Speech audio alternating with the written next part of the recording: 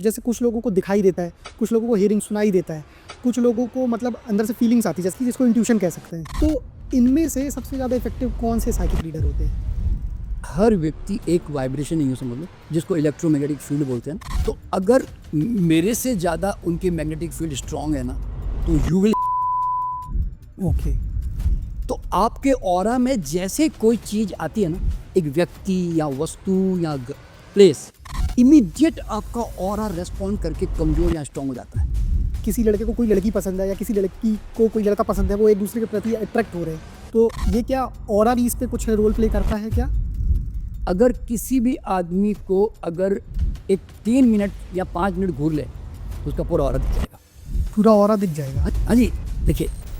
और अगर उसका ऑरा में ब्लैक और ब्राउन या ग्रे, अगर इस तरह के कलर उसके नज़र आ रहे हैं, मान लो, उसका मतलब है कि वो आपने थोड़ी देर पहले एक बात कही थी कि ऑरा पे कई लोगों की नज़र लग जाती है या तंत्र मंत्र जादू टोना, तो ये सब चीज़ होती हैं और कैसे वर्क करती हैं? साइलेंटली, मतलब सीक्रेटली, ये गवर्नमेंट एजेंसीज भी जो है ना, वो इस तरह की चीज़ों का इस्तेमाल करते हैं। जिसको इसमें क्या होता है, लोग कहते हैं ना, मेरा ये नस पड़क रही है, मेरा वो पड़क रहा है, मेरे हाथ में खुजली हो रही है, मेरे आज मेरे इस हाथ में पैसे आने वाले लगता है, ऐसे ये सब जो बातें पुराने से चल रही है, तो कहीं ना कहीं इसमें थोड़ी सच्चाई ज़रूर है। क्योंकि तो अगर कोई सिंगल खुद बैठ के जाता है, पीएलआर करता है, तो खुद वापस आ सकता है कि एक व्यक्ति की ज़रूरत होगी?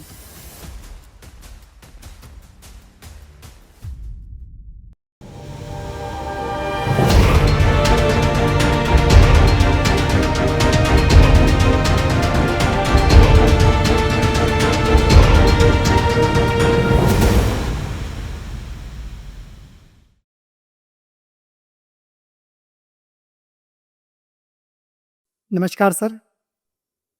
एक बार फिर स्वागत है आपका मिस्टिक इनसाइट्स में।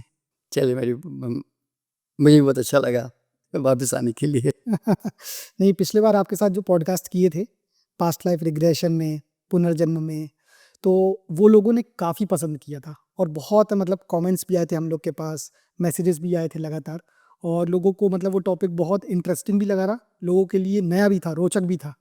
तो मतलब मज़ा आ गया था उस पॉडकास्ट में लोगों को। सही बात। तो आज फिर लोगों को मौका मिला है और मुझे लगता है आज का पॉडकास्ट भी बहुत अच्छा जाने वाला है, क्योंकि अब जब आप हैं सामने तो पॉडकास्ट को तो अच्छा जाना ही है। चलिए, अच्छी बात है। जी, आज का जो पॉडकास्ट है, मैं इसको थोड़ा सा साइकिक रीडिंग की तरफ लेके जाऊंगा। तो अक्सर हम साइकिक रीडिंग के बारे में बहुत सुनते हैं और ये वर्ड तो खासकर विदेशों में भी बहुत प्रचलित है। तो इसको थोड़ा सा, सबसे पहले आप एक इजी डेफिनेशन में समझाएंगे कि क्या होती है साइकिक रीडिंग? देखिए, सूक्ष्म स्तर पर जो घटनाएं घट रही होती है ना, जो पास्ट है, प्रेजेंट है या फ्यूचर है, तो आपकी जो हायर सेंसिटिविटी है, जिसको हम एक्स्ट्रा सेंसरी परसेप्शन कहते हैं या सुपर सेंसरी परसेप्शन, जो जिसको अतीन्द्रिय क्षमताएं कहते हैं, हमारी जो होती है, तो ये कई लोगों में डेवलप्ड होती है या कई लोग इसको डेवलप कर भी सकते हैं। ये दोनों बातें होती है। ओके।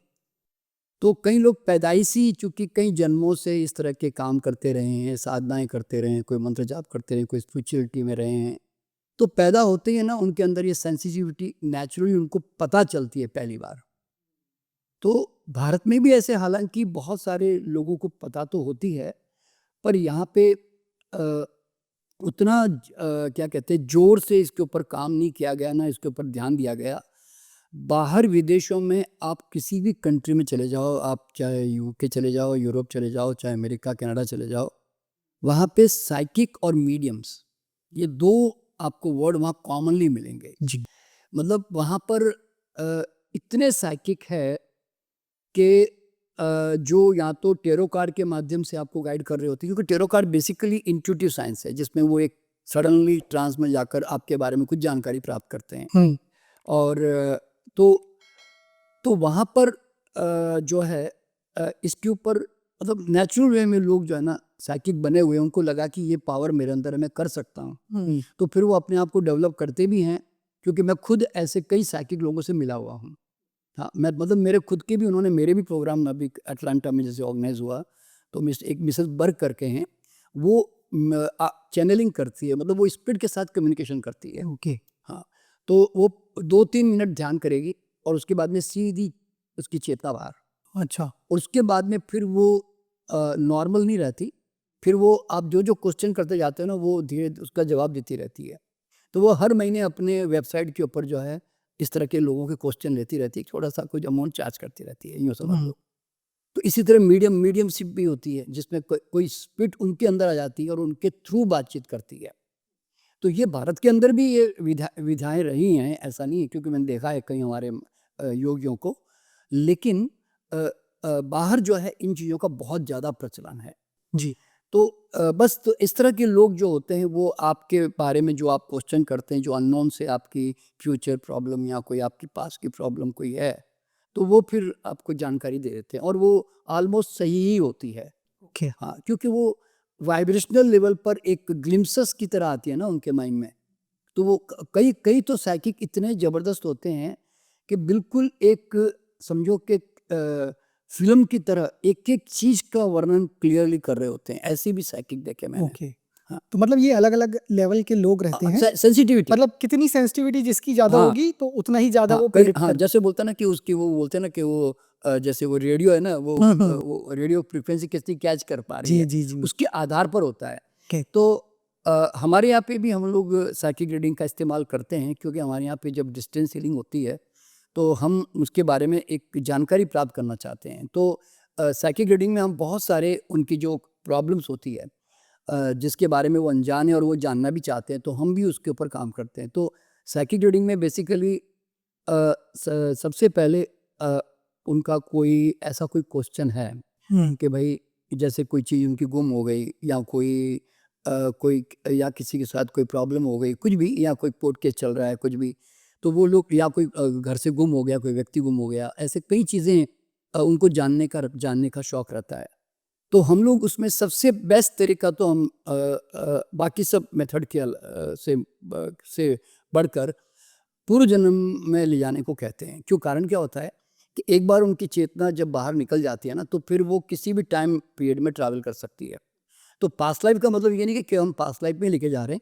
पास्ट लाइफ का सहारा लेकर हम भरोसा कर लेते हैं कि भाई पास्ट लाइफ में अगर गया है और उसने अपने आप को बिल्कुल एक डिफरेंट रूप में देखा है, तो इसका मतलब he is out of normal life. Okay. वो एक कंफर्म करने के लिए लेके जाते हैं। फिर वहाँ से फिर उसके जो प्रॉब्लम्स होते हैं कि भाई जैसे कोई उनका कोई गुम हो गया, कोई प्रॉब्लम है, तो उससे रिलेटेड टाइम पीरियड में लेके जाते हैं। अभी मैं एग्जांपल देता हूँ। अभी मैं रिसेंटली कनाडा में वैंकूवर में एक परिवार आया जिसके पिताजी आज से कोई 10 साल पहले, मतलब वो इधर मुजफ्फरनगर के रहने वाले लोग हैं, तो उनके 10 साल पहले पिताजी गायब हो गए थे, जो मिले नहीं वापस कभी। अच्छा। मतलब उनकी लाश भी नहीं मिली, ना उनका नाम भी नहीं मिला, वो अता पता भी नहीं मिला, अच्छा, लापता हो गए। लापता हो गए एक प्रकार से। तो वो उनको ये जानना था कि हमारे पिताजी का हुआ क्या वास्तव में, है भी कि नहीं? है भी कि नहीं करके। ओके। तो उन्हीं के जो बेटे और बहू दोनों को लेके गया मैं, और दोनों ने एक जैसे ही सब कुछ देखा एग्जैक्टली, क्योंकि वो कंफर्म करने के लिए कि भाई एक ने जो देखा क्या वो दूसरा भी वही देख पा रहा है क्या, या उसने कुछ और देखा कुछ क्या, और दे। ऐसे। तो वो कंफर्म करने के लिए दोनों को लेके गया मैं। तो उसमें उन्होंने इस तरह से देखा कि भाई वो सुबह कितने बजे घर से, मतलब कितने बजे निकले घर से, घूमने निकले, फिर वो कहाँ गए, किसके यहाँ बैठे, क्या उन्होंने बातचीत की, फिर वहाँ से वो कैसे बस पकड़ी, कहाँ वो, फिर वहाँ से वो हरिद्वार गए, हरिद्वार से फिर वो गंगोत्री की तरफ गए, वहाँ बस स्टैंड पे जाकर वो बेहोश हो गए। ये सब वो उन्होंने क्लियरली देखा कि वो बेहोश हो गए, तो गिर गए, उनको फिर हॉस्पिटल लेके गए तो डॉक्टर ने कहा ही इज़ नो मोर। तो लेकिन उनके जेब में कोई आईडी कार्ड नहीं था, क्योंकि वो सुबह सुबह के ड्रेस पहन के गए थे, तो कोई आईडी कार्ड नहीं था, कोई उनके पास में मोबाइल नहीं था। तो इसलिए वो 8 दिन तक बोले वो हॉस्पिटल में, मतलब उसको मॉर्चरी में रखा उसको, और उसके बाद में फिर बाद में पुलिस ने क्रिमिनेशन कर दिया उनका। तो ये बातें क्लियर हो गई उनके सामने कि और यही सेम स्टोरी उनकी वाइफ ने भी देख ली। तो पूर्व जन्म से क्या होता है कि कई बार इस तरह के केसेस होते हैं ना, इस तरह के बहुत सारे केसेस हैं। जैसे कोई इंडोनेशिया गया था घूमने, आया नहीं वापस, तो वो क्या डूब के मरा, के दोस्त ने मारा, कि आत्महत्या हुई, क्या हुआ। तो ये सब चीज़ें क्लियरली वो उस टाइम पीरियड में जाकर देख सकता है, तो वो थोड़ी ऑथेंटिक मानी जाती है और वो रियल निकलता भी वैसे ही है। लेकिन बाकी जो चीज़ें हैं ना, वो अजम्पशन और क्या कहते हैं कि उस पर 80-90% भरोसा करना पड़ता है। जैसे अभी डाउजिंग एक आपने वर्ड सुना होगा, जिसके अंदर पेंडुलम और इंस्ट्रूमेंट से लोग ढूंढते हैं। तो डाउजिंग में भी क्या होता है कि जिनकी सेंसिटिविटी बेटर होती है और थोड़े सरेंडर्ड होते हैं, डेडिकेटेड लोग होते हैं, तो डाउजर में हमारे हमारे तो हज़ारों 20,000 डॉज़र है हमारे सीखे हुए, तो उसमें कुछ ही डॉज़र जो है ना बड़ा एक्यूरेटली परफेक्टली काम कर रहे होते हैं। तो ऐसे डॉज़र्स हम हमारे साथ में रखते हैं कि जिससे कि हमें उनके बारे में सही जानकारी प्राप्त हो। तो वो क्योंकि वो मतलब इस हद तक डाउजिंग कर लेते कि आप झूठ बोल रहे हैं कि आप सच बोल रहे हैं, या आपके अंदर बीमारी क्या है शरीर में, वो अपने आप वो सब ढूंढ के बता भी देते हैं, मतलब इस तरह के। तो उनकी जो पकड़ है ना वो बहुत गहरी है। तो फिर ऐसे डॉज़र होते हैं तो हम उनका सहारा लेते हैं, और तो उनसे उनके थ्रू भी हम गाइड करने की कोशिश करते हैं लोगों को। मान लो उसको साइकिक रीडिंग कहते हैं, क्योंकि एक अननोन फैक्टर को नोन करना, दैट इज अच्छा। फिर तीसरी चीज़ एक टेरो कार्ड रीडिंग भी होती है, तो हमारे यहाँ टेरो कार्ड रीडर्स भी होते हैं। तो वो टेरो कार्ड रीडर्स क्या करते हैं कि वो भी ऐसे सेंसिटिव टाइप के और थोड़े अच्छे स्पिरिचुअल टाइप के होते हैं, इसलिए उनकी रीडिंग को हम सच भी मानते हैं। क्यों? कारण क्या होता है, क्योंकि वो कहीं उनका वो नेगेटिव लोग नहीं है, माइंड से कोई बनाने की कोशिश नहीं करता होता ना, अब कुछ भी बोल दिया, ऐसा इस तरह के लोग नहीं होते। तो इसीलिए उससे भी हमें काफ़ी आइडिया मिल जाता है। तो हम लोग क्या करते हैं कि बहुत सारे एक साथ 2-3 तरह की साइकिक रीडिंग करके फिर कंबाइन करके एक रिजल्ट निकालते हैं जनरली। अच्छा, फिर इसके बाद में एक और बड़ी मज़ेदार चीज़ जो हमने बहुत पहले अभ्यास किया था, जो आजकल नहीं कर पा रहे हैं हम लोग, वो था कि आपने देखा होगा कि बच्चे पहले ब्लाइंड फोल्ड करके किताबें पढ़ लेते किताबें थे, पढ़ सब ली। करने, जिसको मिड ब्रेन एक्टिवेशन कहते थे। तो हम लोगों ने भी एक ज़माने में 10 साल काफ़ी मिड ब्रेन पे काम किया। इसको थर्ड आई एक्टिवेशन हाँ, भी थर्ड कहते आई एक्टिवेशन कहते हैं। तो उसके अंदर हमने बच्चों पे बहुत सारे प्रयोग किए। हमने जैसे एक बच्चे पे जैसे मैंने उसका इस तरह से प्रयोग किया ब्लाइंड फोल्ड करके, कि अपनी चेतना को, क्योंकि वो तो अब तो सामने तो कुछ दिख नहीं रहा है, अब वो तो बिल्कुल एकदम ब्लाइंड है। तो मैंने कहा कि अपनी चेतना को अपने घर ले जाओ। मैंने उसको ये प्रयोग पहली पहली बार मैंने प्रयोग किया कि मैंने कहा घर ले जाके तुम अपने रूम में जाओ और अपनी किताब निकालो, जो तुम्हारी पसंद की किताब है। तो उसने एक फिजिक्स की किताब निकाली। मैंने कहा उसमें से चैप्टर नंबर 3 को पढ़ो। फिर मैंने उसके फादर को फ़ोन किया कि मैंने कहा देखो आपकी लड़की है ना, यहाँ पे वो किताब का सेंटेंस पढ़ रही है, नाम बता रही है, अब ज़रा देख के बताइए कि क्या वो एग्जैक्टली वही नाम है क्या। तो उसके फादर ने कहा हाँ सर, वो बिल्कुल सही बता रही है। तो मैं ये समझ गया कि हमारी चेतना जो है कहीं पर भी जा सकती है इस तरह से, मतलब होश में भी। एक तो होता है कि ट्रांस में ले जाकर बाद में लेके गए, तब तो चलो भाई वो अलग डायमेंशंस में थी तो उसने रीड कर लिया। यहाँ तो आंखें बंद है और बिल्कुल अभी अभी आंखें बंद की, ब्लाइंड फोल्ड करवाया, और उसके बाद में वो काम कर रही है। ओके। तो उसके बाद उसके घर में माता पिता क्या बातें कर रहे हैं, माँ क्या काम कर रही है, घर में क्या चल रहा है, वो सब उसने ना हमारे सामने वर्णन करना शुरू कर दिया। तो फिर मैं ये बात को समझ गया कि साइकिक लेवल पर अगर इस तरह के बच्चों पर काम किया जाए तो बहुत कुछ जानकारी हमें प्राप्त हो सकती है। तो मैंने है ना एक कुछ 7-8 साल पहले मैंने एक पीडीएफ बनाया। पीडीएफ का मतलब साइकिक डिटेक्टिव फॉरम, अच्छा।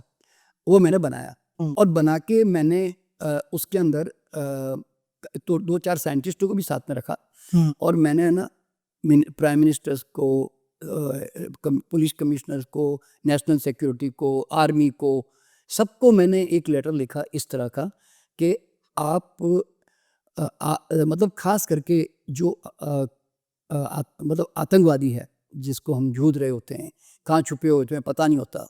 तो मैंने कहा हमारे पास dowsing, mid brain, past life और साइकिक रीडिंग के और भी जो तरीके होते हैं, इंट्यूटिव लोग भी होते हैं, कई लोग हैं ना इंट्यूटिव लोग होते हैं, तो वो इंट्यूशन से भी उनको गाइडेंस मिल जाती है।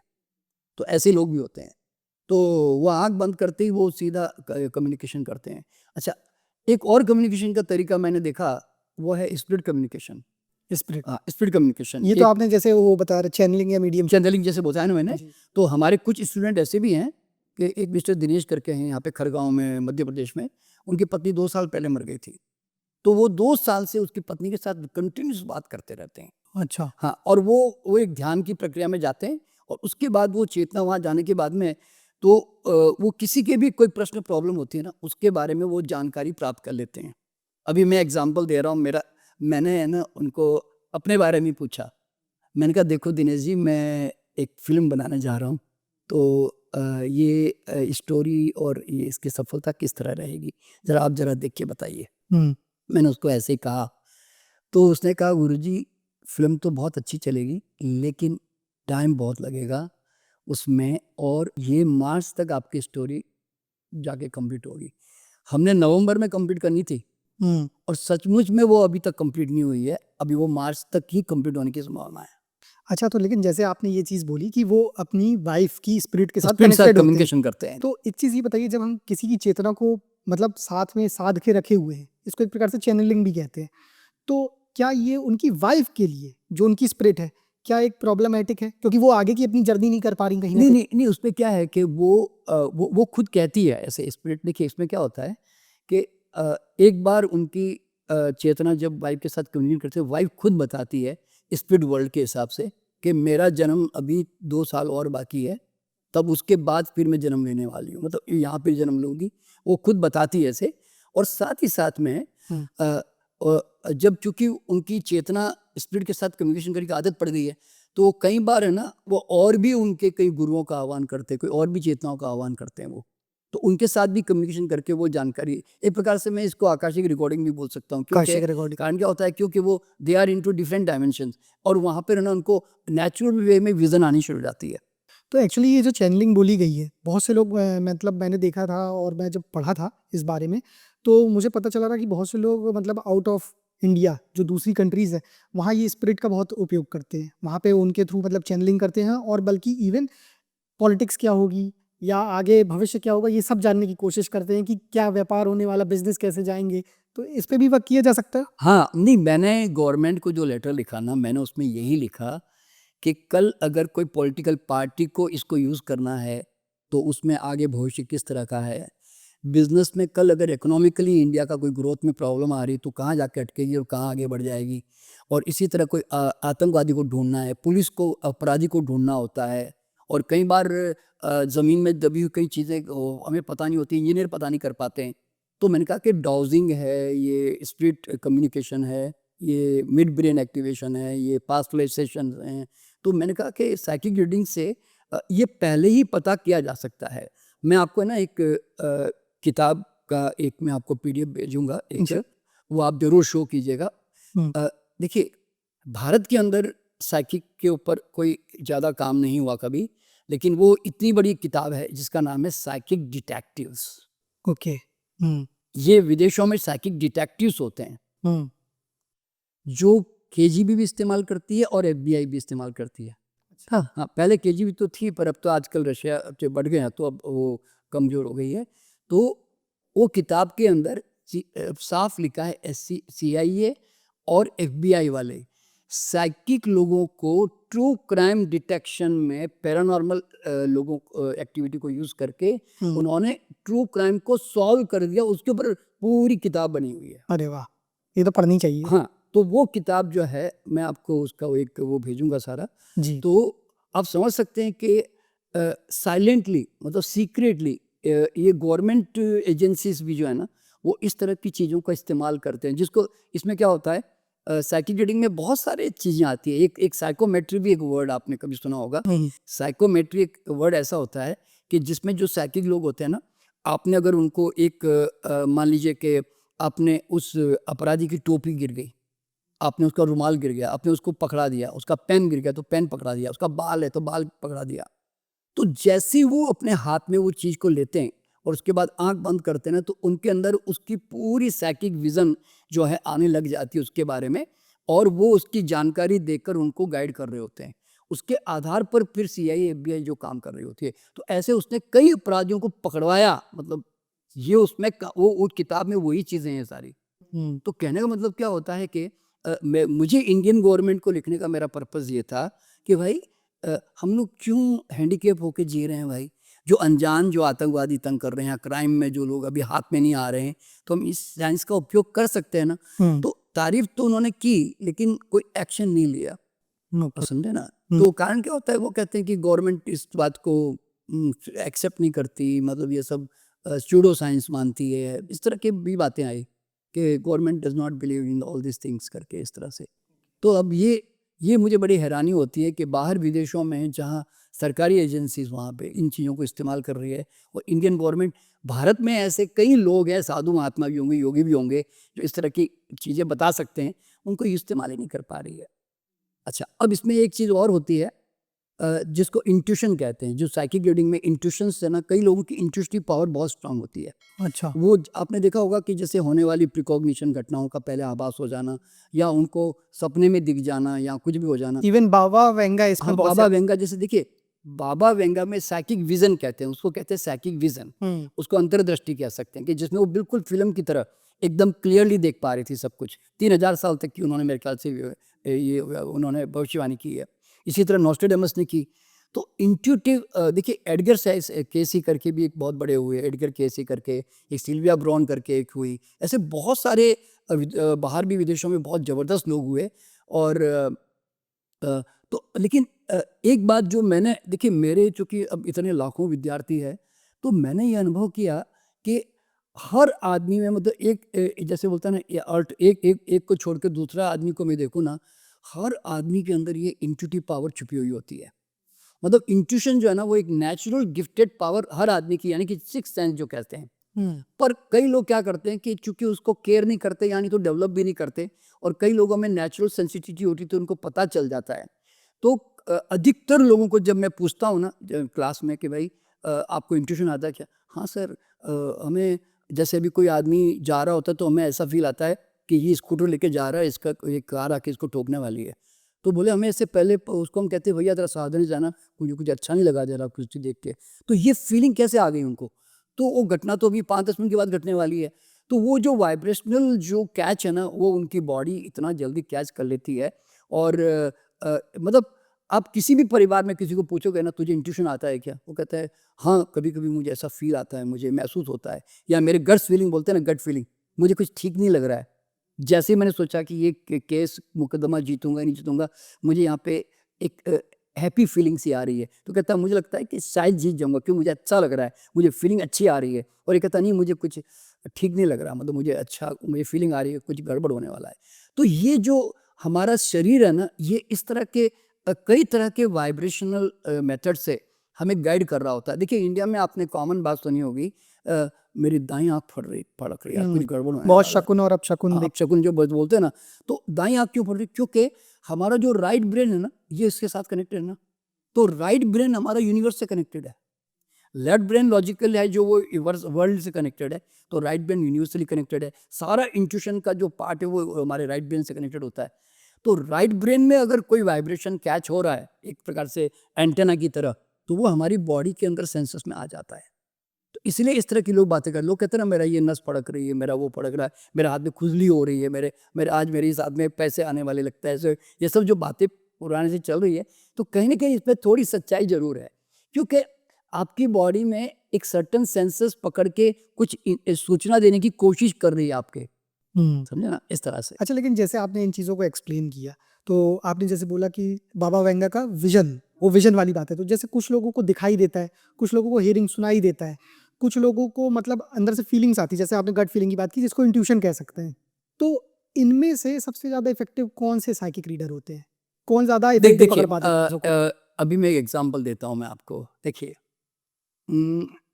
इंट्यूशन के है ना, कम से कम 10 प्रकार है, मतलब इतने तरह के प्रकार है। ओके। और बॉडी में ना कम से कम हमारे 15-20 सेंसिटिव एरियाज है, जहाँ से हम कैच करते हैं। अब देखिए, जब हम मिड ब्रेन एक्टिवेशन में बच्चों को जब हम करवाते थे ना, कि भाई ये कौन सा क्या लिखा हुआ है, या क्या कार्ड कलर का कार्ड जरा पहचानो, तो मैंने क्या देखा, कई बच्चे जो है ना, अपने सर के ऊपर यहाँ पे रख के यूं यूं देख करते रखते थे, फिर जाके बोलते थे। अब देखिए, आपने स्वामी चक्रपाणी जी का नाम सुना, उन्होंने भी मिड ब्रेन हमारे साथ किया हुआ है। तो स्वामी चक्रपाणी जी इतना फटाफट उन्होंने सारे कार्ड ऐसे रखे, सीधा यहाँ पे रखा और बोलते चले गए, रेड, ऑरेंज, येलो, ऐसे। तो उनको अब यहाँ से सेंस आ रहा है। और अधिकतर बच्चे यहाँ पे रखते हैं, कई बच्चे ना कान में लाकर उसको ऐसे टक टक टक टक करके आवाज करते हैं, उससे वाइब्रेशन उनको फील होता है। वो कहते हैं साहब ये लाल कलर आ रहा है जी। और कई बच्चे जो है अपने हाथ में यहाँ पर स्किन पे रगड़ते हैं, तो स्किन पे ऐसे ऐसे करते हैं, तब जाके उनको पता चलता है। कईयों ने अपने चक्रों के ऊपर रखा, रूट चक्रा पे रखा, तो कईयों ने अपने टांग के आसपास रखा। तो मैंने ये देखा कि बॉडी में ना अलग अलग एरियाज होते हैं, जहाँ से साइकिक सेंसेस जो है ना, वो पहचाननी होती है। वो आप जब एक बार प्रयोग करने जाते हो तो पता चलता है कि मेरी ये साइकिक सेंसेस ज़्यादा है। तो एक होती है क्लायरवॉयंस। क्लायरवॉयंस का मतलब है कि सूक्ष्म ऊर्जाओं को देख लेना। ये हर बच्चे में नॉर्मल होती है। अगर आप किसी बच्चे को बोलोगे ना कि मान लो आप कोई एक हीलिंग कर रहे हो किसी की, तो आप बच्चे को बोलो बेटा देखना मेरे हाथों से क्या जा रहा है, मान लो आप एक हीलर हो, तो वो कहेगा आपके हाथों से कोई ब्लू कलर या वायलेट कलर की हीलिंग रेस जा रही है, कुछ दिखता है दिखा देता है। या उसको बोलो कि मेरा ऑरा देख के बताना मेरा ऑरा कौन सा कलर का है, तो he will see your aura. ऐसे और वैसे भी देखिए, ये तो बच्चे तो चूंकि अभी तो 15 साल के पहले थोड़े ज़्यादा लॉजिकल डेवलप नहीं है, तो उनका देखना स्वाभाविक है, वो नेचुरल भी है। लेकिन इवन मैं बड़े से बड़ा आदमी भी, अगर किसी भी आदमी को अगर एक 3 मिनट या 5 मिनट घूर ले तो उसका पूरा ऑरा दिख जाएगा। पूरा ऑरा दिख जाएगा। हाँ जी, देखिए आप किसी भी आदमी को है ना उसकी थर्ड आई की तरफ चुपचाप ऐसे घूरते रहिए। घूरते घूरते घूरते क्या होगा कि और उसका अगर बैकग्राउंड वाइट हो और थोड़ी धूमिल लाइट हो, क्यों कारण क्या है कि ज़्यादा लाइट होने से फिर वो ऑरा खा जाता है ना, तो इसलिए तो आप देखोगे कि उसके चारों तरफ पहले सबसे पहले धीरे धीरे एक पीली सी रोशनी नजर आने लगेगी, एक हेलो हेलो की तरह। सबसे पहले एक 2-3 मिनट के बाद अगर वाइट बैकग्राउंड है तो जल्दी आएगा, और इवन ब्लैक बैकग्राउंड में भी आ जाता है, ब्लैक बैकग्राउंड हो तो भी। और उसके बाद धीरे धीरे फिर और घूरते रहिए, तो फिर आपको लगेगा कि यार इसका मुझे तो पिंक कलर नज़र आ रहा है, इसका तो ग्रीन कलर नज़र आ रहा है, ऐसे। तो फिर उसका ऑरा का जो लेंथ है, ब्रेड्थ है, वो सब नज़र आने लग जाता है। ये एनीबडी कैन प्रैक्टिस दिस, आप घर में कभी भी प्रैक्टिस कर लीजिए, ये बहुत ईजी है। और अच्छा, इवन इसमें आप एक काम और भी कर सकते हैं कि अगर आपका खुद का देखना है कि मेरा ऑरा देखना है, तो आप है ना मिरर में जाकर डिम लाइट करके आप अपने थर्ड आई को घूरते रहिए। थर्ड आई का मतलब यहाँ पे आईब्रोज के बीच घूरते रहिए, तो आप देखोगे आपका खुद का जो ना 1-2-4 मिनट के बाद आपको दिखाई देने लग जाएगा। तो चाहे वो आप हाथ का देखो, चाहे हथेली का देखो, चाहे उंगली का देखो, किसी का भी देख लो। तो इसको कहते हैं क्लायरवॉयंसी, कि जिससे सूक्ष्म ऊर्जाओं को देख लेना। ठीक है। अच्छा, कई लोग इतने सेंसिटिव होते हैं कि अगर मैं हीलिंग कर रहा हूँ और मैंने अपने गुरुओं का आह्वान किया, दिव्य आत्माओं का आह्वान किया, तो वो प्रैक्टिकली बताते हैं कि आपके आसपास है ना, आपके इस तरह के कोई गुरुजी थे जिसकी जापनी जैसी शक्ल थी, या इस तरह की कोई कोई ऐसी आपके कोई पुरखे थे ऐसे कुछ, तो वो ऐसे बताते हैं कि आपके पास 3-4 लोग खड़े थे जब आपकी हीलिंग हो रही थी, तो वो थोड़ा और एडवांस समझो, वो उनको और बेटर दिखता है कि भाई यहाँ पे क्या क्या एनर्जी थी, और पूरा कमरा वाइट लाइट से भर गया था, ये वायलेट कलर की लाइट थी यहाँ पे उस समय जब हीलिंग हो रही थी। तो ऐसे इसको भी क्लायरवॉयंसी का सेकंड स्टेप समझ लीजिए आगे का। फिर होता है क्लायर ऑडियंस। क्लायर ऑडियंस में क्या होता है कि सूक्ष्म ध्वनियों को है ना हम सुन सकते हैं। ओके। उसमें अधिकतर लोग जो है ना इसको सूक्ष्म ध्वनियों के द्वारा गाइड करते हैं। अभी जैसे मैं ये अंदाजे से बता रहा हूँ कि धीरेन्द्र जो हमारे शास्त्री जी हैं, बागेश्वर बागेश्वर बाबा जो है, मुझे लगता है कि उनकी जो साधना है वो क्लायर ऑडियंस उनका ज़्यादा स्ट्रॉन्ग है। अच्छा। तो क्योंकि उनको है ना कान में अपने आप ध्वनि आने लग जाती है उनके पास, वो क्योंकि वो तो आंखें खोली रख के बातें कर रहे होते हैं, तो इसलिए उसमें तो विजन नहीं आ रही है। तो इसका मतलब है क्लायर वॉइस नहीं है उनके अंदर, क्लायर ऑडियंस है उनके अंदर। ऑडियंस। इसलिए उनको है ना कोई भी सूक्ष्म जो चेतना है या जो एनर्जी है, वो उनको तुरंत उसके बारे में जानकारी प्राप्त करने शुरू कर देती है, तो उसको क्लायर ऑडियंस कहते हैं। फिर क्लायर गर्टेंस करके होता है, क्लायर सेंटिएंट होता है। मतलब ये है कि ये चीज़ें कोई भी डेवलप कर सकता डेवलप हर चीज, देखिए एक ही बात हर आदमी को क्या समझनी है, जिस तरह पंचेंद्रियां हर आदमी को मिली है ना, उस तरह अतीन्द्रियां भी आदमी के अंदर है ही। बस कुछ लोग उपयोग कर लेते हैं, कुछ लोग उपयोग नहीं करते हैं, और मैंने ये अनुभव किया हर बच्चा हर आदमी इन क्षमताओं को विकसित कर सकता है। ओके। बस ये सबसे बड़ी बात है। तो जैसे अभी आप ऑरा की बात कर रहे हैं, तो इससे ये समझ में आता है कि ऑरा से सब कुछ देखा जा सकता है, लेकिन असल मायने में पूछा जाए तो क्या क्या देखा जा सकता है किसी के भी ऑरा से? अगर हम ऑरा देख पाते हैं, हमने अपना इतना सेंस डेवलप कर लिया है, तो हम किसी के ऑरा को देख के क्या चीज़ें डिकोड कर सकते हैं उसके बारे में? देखिए पहली बात तो क्या होता है, ऑरा का जो कलर होता है ना, देखिए अधिकतर कई हमारे जो योगी और संत महात्मा होते हैं ना, वो आपको देख के आपके बारे में कुछ बोल रहे होते हैं। आप कहते हैं गुरु जी आपको कैसे पता चला, ऐसे बोलते हैं ना। बिल्कुल। ये कोई चमत्कार जैसी बातें नहीं है जी। आप भी अभ्यास करके ऑरा को जब ऐसे प्रैक्टिस करोगे ना, तो आपको ऑरा में क्या होता है, एक तो सबसे पहले कलर दिखाई देता है। अच्छा, कलर का भी मीनिंग होता है। अगर रेड कलर है तो वो उत्तेजक और गुस्से वाला और वासनात्मक आदमी होगा, वर्ल्डली अफेयर वाला होगा। और समझे ना, तो वो एक बिल्कुल सामने दिखाई दे रहा है भाई, ये तो बड़ा गुस्से वाला आदमी भाई, ये तो इस तरह से। अगर कोई ग्रीन कलर का होगा तो वो बड़ा, ये थोड़ा हीलिंग, लोगों के से कुछ हीलिंग करना पसंद करता है, उपचार करना पसंद करता है। अगर पिंक कलर का होगा तो ये दयावान आदमी लगता है यार। ये वॉयलेट कलर का होगा तो ये स्पिरिचुअल लगता है यार, ये ऐसा होता है ना। और अगर उसका ऑरा में ब्लैक और ब्राउन या ग्रे, अगर इस तरह के कलर उसके नज़र आ रहे हैं मान लो, तो इसका मतलब है कि वो बड़ा नेगेटिव बंदा है भाई। तो मतलब ऐसे तो मुझे दिखाई नहीं दे रहा है, अच्छी प्यार अच्छी बातें कर रहे हैं, लेकिन मैं उसका ऑरा देखकर जो है ना, कोई भी हमें पता चल जाएगा कि ये आदमी नाटक कर रहा है खाली, लेकिन ये है बड़ा नेगेटिव किस्म का। तो ओके। ऑरा से सबसे पहले क्या होता है कि पर्सनालिटी की पहचान हो जाती है, पहली बात, ठीक है। फिर इसकी जीवनी शक्ति कैसी है, क्यों? अगर ऑरा स्ट्रांग है तो उसका ना वाइब्रेशन जो है ना, बड़ा ऐसे रोशनी जो है ना, उसकी थोड़ी फैली हुई नजर आएगी। जब आप धीरे धीरे देखोगे ना, तो एक तो होती रोशनी नजदीक नजदीक है, एक होता थोड़ी इतनी दूर है, किसी की इतनी दूर है। तो ऐसे जो विजन में आने लगती है ना, तो उससे हमें पता चल जाता है कि इसका ये मतलब थोड़ा वाइटलिटी इसकी अच्छी है। तो आप उसे डिक्लेयर कर सकते हैं कि भाई तू तो बीमार है तो जल्दी ठीक हो जाएगा, क्योंकि तेरे तो एनर्जी बढ़िया है भाई। तो इस तरह से, तो एक तो ऑरा में ये उसकी जीवनी शक्ति का प्रमाण आपको पता चल जाता है। ओके। अब इसमें कई बार क्या होता है कि इसके ऊपर जब अगर उसके अंदर कोई ब्लॉकेजेस आ रहे होते हैं, अगर वो कोई एक नेगेटिव बात को लेकर लंबे समय से सोच रहा होता है, तो वो एक पर्टिकुलर एरिया में है ना, उसके एक पैच, एक ब्लैक पैच की तरह उसके ऑरा में आने लगता है। तो वो एक तो ऑरा फोटोग्राफी में भी दिख जाता है कई बार, लेकिन वैसे भी अगर नंगी आंखों से कोई आदत डालें तो वो ऑरा में ना वो पैचेस दिखते हैं कि ये पैचेस हैं इस तरह से। तो वो पैचेस के कारण है ना, वो उस एरिया में हैवीनेस फील करेगा। मान लो मेरे कंधे के आसपास यहाँ पे एक पैच नज़र आ रहा है, तो मुझे देखकर मतलब मुझे देख के पता चल जाएगा कि भाई इसके कंधे में कोई प्रॉब्लम होनी चाहिए, क्योंकि वो पैच सिर्फ उसी एरिया में आ रहा है और एक कमर की तरफ आ रहा है मान लो। तो फिर हमें वो उससे ना आइडिया मिलता है कि बॉडी में कहाँ इसके ब्लॉकेजेस हो सकते हैं और इसको प्रॉब्लम हो सकती है। तो इस तरह से, तो ऐसे बहुत सारी चीज़ें हैं ना, ऑरा ऑरा को देखते हैं ना, हमें पहचान में आने लगता है। तो मतलब कहीं न कहीं ये ऑरा जो है, ये बहुत सारी चीज़ों को डिकोड करता है। मुझे एक चीज़ ये भी लगती है कि जैसे आपने बताया कि अगर ऑरा बड़ा है, तो मतलब इसकी वाइटैलिटी अच्छी है। तो कहीं न कहीं जैसे वो लोग जो बहुत मतलब कहना चाहिए बड़ी मात्रा में लोगों को इन्फ्लुएंस कर देते हैं, पूरे मास को, उनका ऑरा बहुत प्रभावित रहता होगा। मतलब जिनके बोलने में एक प्रभाव होता है, पूरी जनता जुट जाए, सुनने लग जाए, भले कहना चाहिए कि उन्हें चाहे तो अपोज़ करे और चाहे उनको मतलब समर्थन दे, लेकिन सुनते ज़रूर है। तो मतलब कहीं न कहीं उसका ऑरा इतना इफ़ेक्टिव है। हाँ, देखिए क्या होता है, हर व्यक्ति एक वाइब्रेशन नहीं हो, समझ लो, हुँ। जिसको इलेक्ट्रोमैग्नेटिक फील्ड बोलते हैं ना। तो अगर मेरे से ज़्यादा उनकी मैग्नेटिक फील्ड स्ट्रांग है ना, तो यू विल इन्फ्लुएंस मी।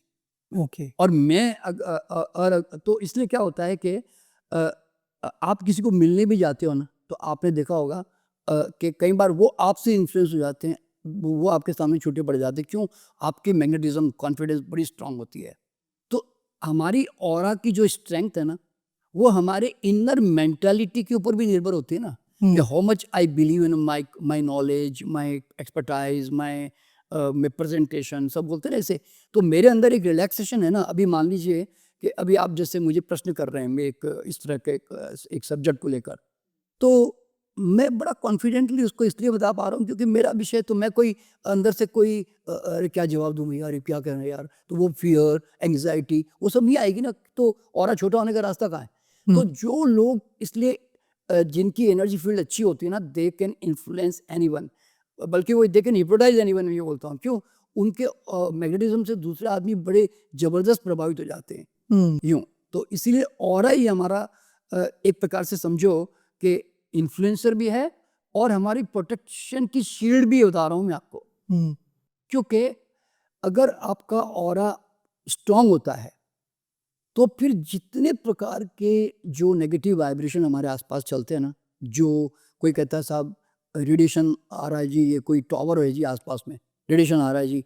कोई कहता है जी इलेक्ट्रिकल घर में इलेक्ट्रोमैग्नेटिक फील्ड चल रहा है जी, ये वाईफाई, टीवी, कंप्यूटर चल रहे हैं, उनके वाइब्रेशन आ रहे हैं जी, ये वास्तु की गड़बड़ आ रही है जी, ये तो जियोपैथिक स्टेज ज़मीन से आने वाली एक नेगेटिव एनर्जी वो आपको इफेक्ट कर रही है जी।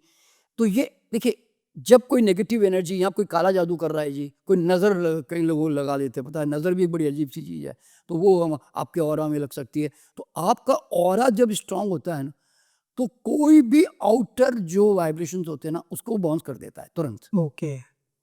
तो इसके कारण क्या होता है कि आप कितनी भी नेगेटिव लोगों के पास जाओ, ब्लैक मैजिक में जाओ, वो ब्लैक मैजिक वाला भी तंग आ जाएगा आपको कर करके, लेकिन ब्लैक मैजिक असर नहीं कर रहा है। वो कहेगा भाई साहब पता नहीं असर ही नहीं कर रहा है साले, मतलब वो स्टोरी मुझे बोलते हुए इस तरह की बात ही करेगा वो, कि पता नहीं क्या कैसे क्या आदमी है ये।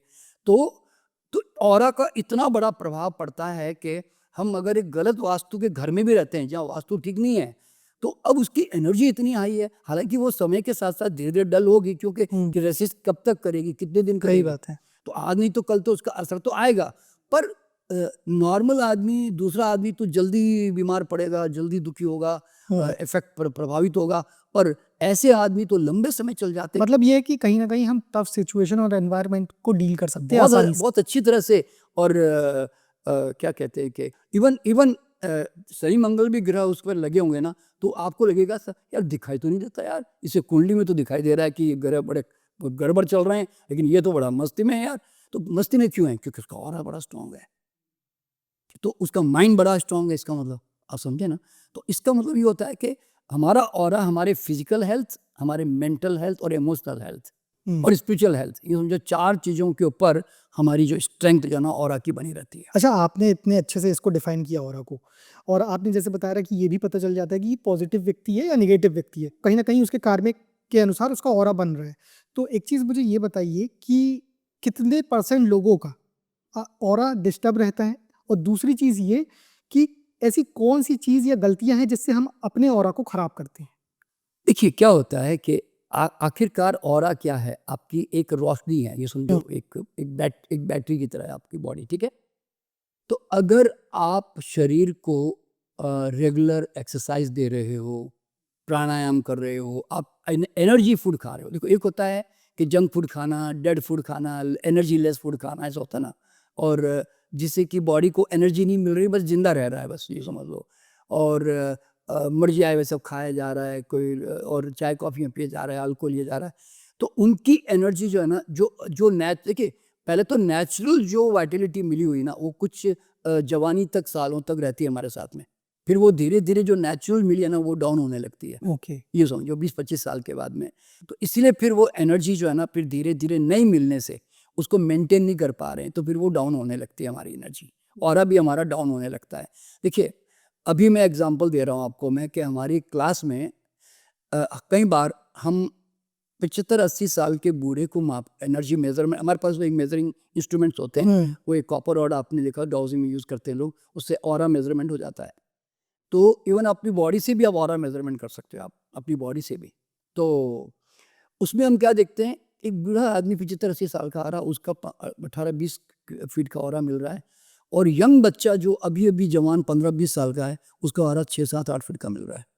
सर, इस चीज़ को मैं बिल्कुल मानता हूँ। कारण ये कि मैंने भी एक रील देखी थी। एक मतलब लड़की थी, उसने एक बुज़ुर्ग व्यक्ति की, गरीब व्यक्ति था, उसकी रील शूट की थी। तो उस रील में ये था कि वो व्यक्ति पेन बेच रहा था सड़क पे, भीख नहीं माँग रहा था, पेन बेच रहा था, वो बहुत बुज़ुर्ग था।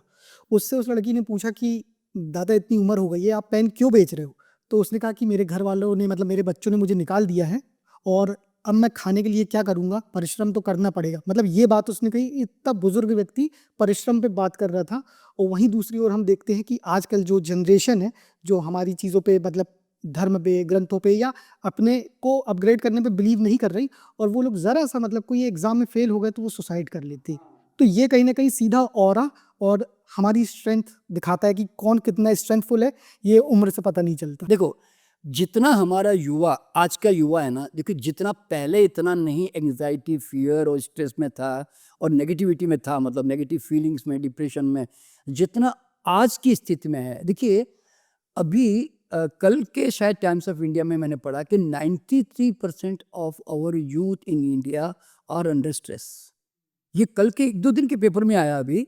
तो इसका मतलब क्या होता है कि 53 या 55% लोग आत्महत्या करने का दिमाग में लाते हैं, करते नहीं हैं। तो आप ज़रा सोचो कि नेगेटिविटी चारों तरफ से, मतलब कंपटीशन, स्पर्धा ने, ये जैसे बोलते हैं ना, हर चीज़ कितनी हमारे अंदर छा गई है कि हम हमारा ऑरा बड़ा हो ही नहीं सकता, क्योंकि हम इंटरनली बड़े नहीं है ना, तो इसलिए ऑरा भी बड़ा नहीं होता तो हमारा। जैसे आपने लाइफस्टाइल से कनेक्ट करके बताया कि अच्छा खाओ, तो उस चीज़ों से भी हम दूर हो रहे हैं, हमारी लाइफस्टाइल भी खराब हो रही, तो हम हाँ, स्ट्रेंथ भी नहीं दे पा रहे। देखिए अभी स्पोर्ट्समैन है, कोई खेलता है, कोई नाचता है, हम्म, कोई गाना गाता है, कोई मस्ती में रहता है, कोई संगीत में है, कोई कोई मतलब कोई और, तो ये जितने नेचुरल फैक्टर के साथ कोई अगर जी रहा है थोड़ा बहुत अपने काम धंधे को करते हुए, तो उसका ऑरा तो बड़ा स्ट्रांग मिलेगा। अच्छा, इसमें एक स्ट्रांग होने का कारण, कई बार हम देखिए कुछ चीज़ें तो हम पूर्व जन्मों से भी लेकर आते हैं, क्योंकि पूर्व जन्मों से हमारे संस्कार बचपन से हम पाते हैं कि ये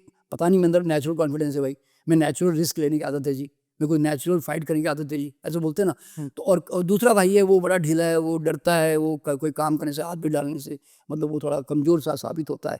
तो मैंने ऐसा देखा है कि कुछ तो हमारी ब्लूप्रिंट हम लेकर आ चुके होते हैं, वो कमज़ोर या स्ट्रांग हो सकती है, और बाद में सोसाइटी और पेरेंटल और दोस्तों का ये फोर्स भी है ना, हमें 50% वो इन्फ्लुएंस भी कर जाता है हमें। तो वरना नहीं तो अगर हम एक अच्छे एक्साइटेड एनकरेजिंग मोटिवेशनल ग्रुप के साथ रहें, तो हो सकता है मैं भी पहाड़ पे चढ़ जाऊं, मान लो, जबकि मेरी चढ़ने की कोई इंटरेस्ट नहीं थी। तो ये हमारे संगत के ऊपर भी फिर असर पड़ जाता है इसका।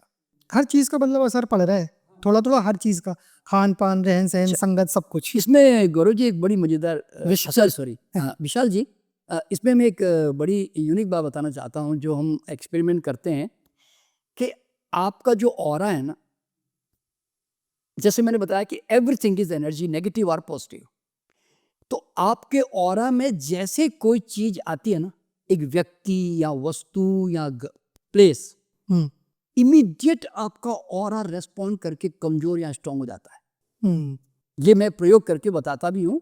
और उसमें क्या होता है, मान लीजिए मैंने, अब आपका ऑरा मान लो 10 फीट का है, मैंने मेजरमेंट किया 10 फीट का ऑरा आपका। हम्म, जैसे मैंने आपको एक एप्पल पकड़ाई या बनाना पकड़ाया जो कि लाइवली फूड है, तो आपका ऑरा मैं तुरंत मेजरमेंट करूंगा ना, पकड़ाते ही, यानी कि एक 5 सेकंड में आपका ऑरा बढ़ जाता है, तो वो 10 फीट का ऑरा सीधा 25-30 फीट का बन जाएगा।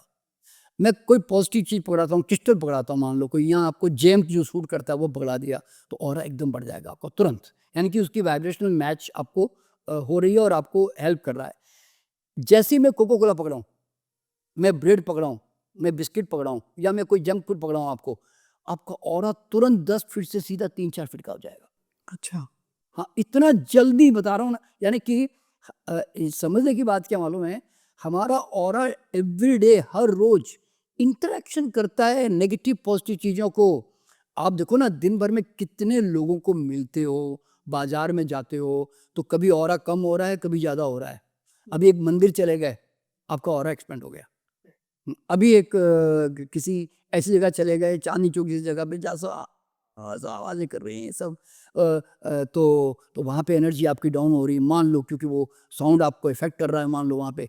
तो इस तरह से इमीडिएट जो है ना, अच्छा कई प्लेसेस भी ऐसे होते हैं कि जहाँ जाते ही एनर्जी डाउन हो जाती है, होता है क्योंकि कई बार ऐसा। हर चीज़ एनर्जी के रूप में रिप्रेजेंट होती है। तो व्यक्ति को मिलते ही, आपने कई बार नोट किया होगा कि आप किसी को मिलते हो और बाद में जब वो चला जाता है तो आपको लगता है कि आपको उबासियाँ आ रही है, आपको सुस्ती आ रही है, आपको डलनेस नहीं लग रही, क्यों मालूम है, आपकी एनर्जी खा के चला गया। और होता क्या मालूम है, अगर मेरी एनर्जी 15 फीट की है, सामने वाला 5 फीट की एनर्जी लेकर आया, तो वो धीरे धीरे बैठे बैठे मेरे सामने मेरी एनर्जी खाता रहेगा, क्योंकि एनर्जी ऊपर से नीचे जा रही होती है ना, ये उसका नियम है। नियम। तो वो अब बैठे बैठे हमारी एनर्जी खा रहा होता है, और हम जब चला जाता है तो हम फिर डलनेस फील करते हैं, हमें लगता है कि यार थोड़ी चाय पिला दे यार, सुस्ती आ रही है यार, थोड़ा पानी पिला यार, पता नहीं क्या अजीब सा लग रहा है। तो ऐसे होता है वास्तव में। और कई बार आपने नोट किया होगा कि यू फील, उसके जाने के बाद एनर्जेटिक फील करते हो आप, क्यों, he gave you energy like this. तो ये ऑरा का जो इंटरेक्शन होता है ना नेगेटिव पॉजिटिव के साथ, ये बड़ा मजेदार होता है। अच्छा, आपने जैसे बताया कि कई चीज़ों को लेके आपने टेस्टिंग की और कब घट रहा है, बढ़ रहा है, तो एक चीज़ और बताइए ना, जैसे लोग मोबाइल को बहुत देखते हैं आजकल, और खासकर अपने छोटे छोटे बच्चों को भी पकड़ा देते मोबाइल, कि वो रो रहा है तो मुझे नहीं संभालना पड़े, इसको पकड़ा दो, चुप रहे। मोबाइल से क्या इफेक्ट हो रहा है और पे? विशाल जी, मैं आपको एक प्रैक्टिकल एक्सपीरियंस करके बताऊं। अभी अभी एक काम कीजिए, आप है ना, अपना राइट हैंड ऐसे मुट्ठी बांध के सामने लेकर आइए, ठीक है। और आप अपनी जितनी ताकत लगा सकते हैं लगाकर मेरे हाथ को ऊपर करने की कोशिश कीजिए, लगाइए जोर, बस ये आपका जोर है, ठीक है। अब आपको ये मैं मोबाइल पकड़ाता हूँ, ठीक है, ये मोबाइल अपने हाथ यहाँ पे रख लीजिए, यहाँ पे नहीं अपने हाथ के ऊपर, हाँ बस बस हाँ, बस यहाँ पे रख लीजिए, ठीक है। अब अपना हाथ फिर लाइए। अब आपको लगता है कि आप पहले जैसा जोर नहीं लगा पा रहे हैं, ये बात मालूम पड़ रही है। अच्छा, अब वो मोबाइल छोड़ दीजिए, रख दीजिए, फिर दोबारा देखिए, अब वो स्ट्रेंथ को देखिए, अब देखिए कि अब आप वो पहले वाला जोर लगा पा रहे हैं। तो थोड़ा सा आपके अंदर 15-20% एनर्जी का फर्क महसूस हुआ ना।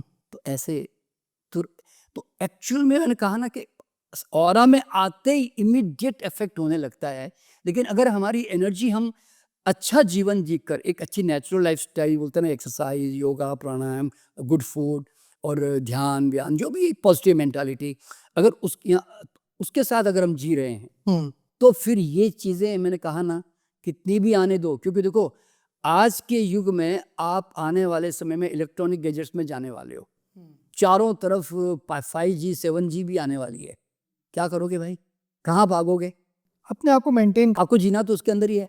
तो अब देखिए, अब तरीका क्या रह गया मालूम है कि भाई अगर वहां से 10 फीट की नेगेटिव एनर्जी आ रही है तो तुम अपनी एनर्जी को 15 फीट कर लो।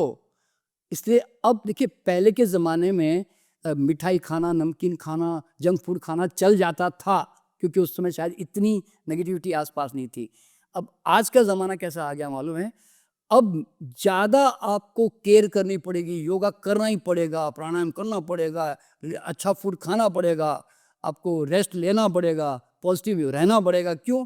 तभी इन सारी नेगेटिव ऊर्जाओं से आप बच पाओगे, नहीं तो कैसे बचोगे। सही बात है। तो अब वो ज़माना आ गया है कि जहाँ पे आपको ऐसे रहना पड़ेगा, मतलब ज़्यादा केयर की ज़रूरत है और अपनी एनर्जी तो हाई रखनी रखनी ये पड़ेगी। ऑब्वियस है, हम इन चीज़ों से दूर तो नहीं हो सकते। क्यों? कंप्यूटर यूज़ हाँ, करना ही है, बिल्कुल, मोबाइल यूज़ आजकल करेंगे। सब कुछ काम ऑनलाइन, लेकिन हाँ, इस चीज़ पे ज़रूर लगाम लगा सकते हैं, जैसे लोग छोटे-छोटे बच्चों को पकड़ा देते हैं कि उनके यूज़ का नहीं है, लेकिन फिर भी वो छोटे से मोबाइल दिन भर गेम में लगे हैं, तो एटलीस्ट उनकी आदत ऐसी ना डालें कि कम से कम जब उनका मतलब डेवलपिंग स्टेज है, वहाँ पे उनका ऑरा बिल्कुल खत्म हो जाए।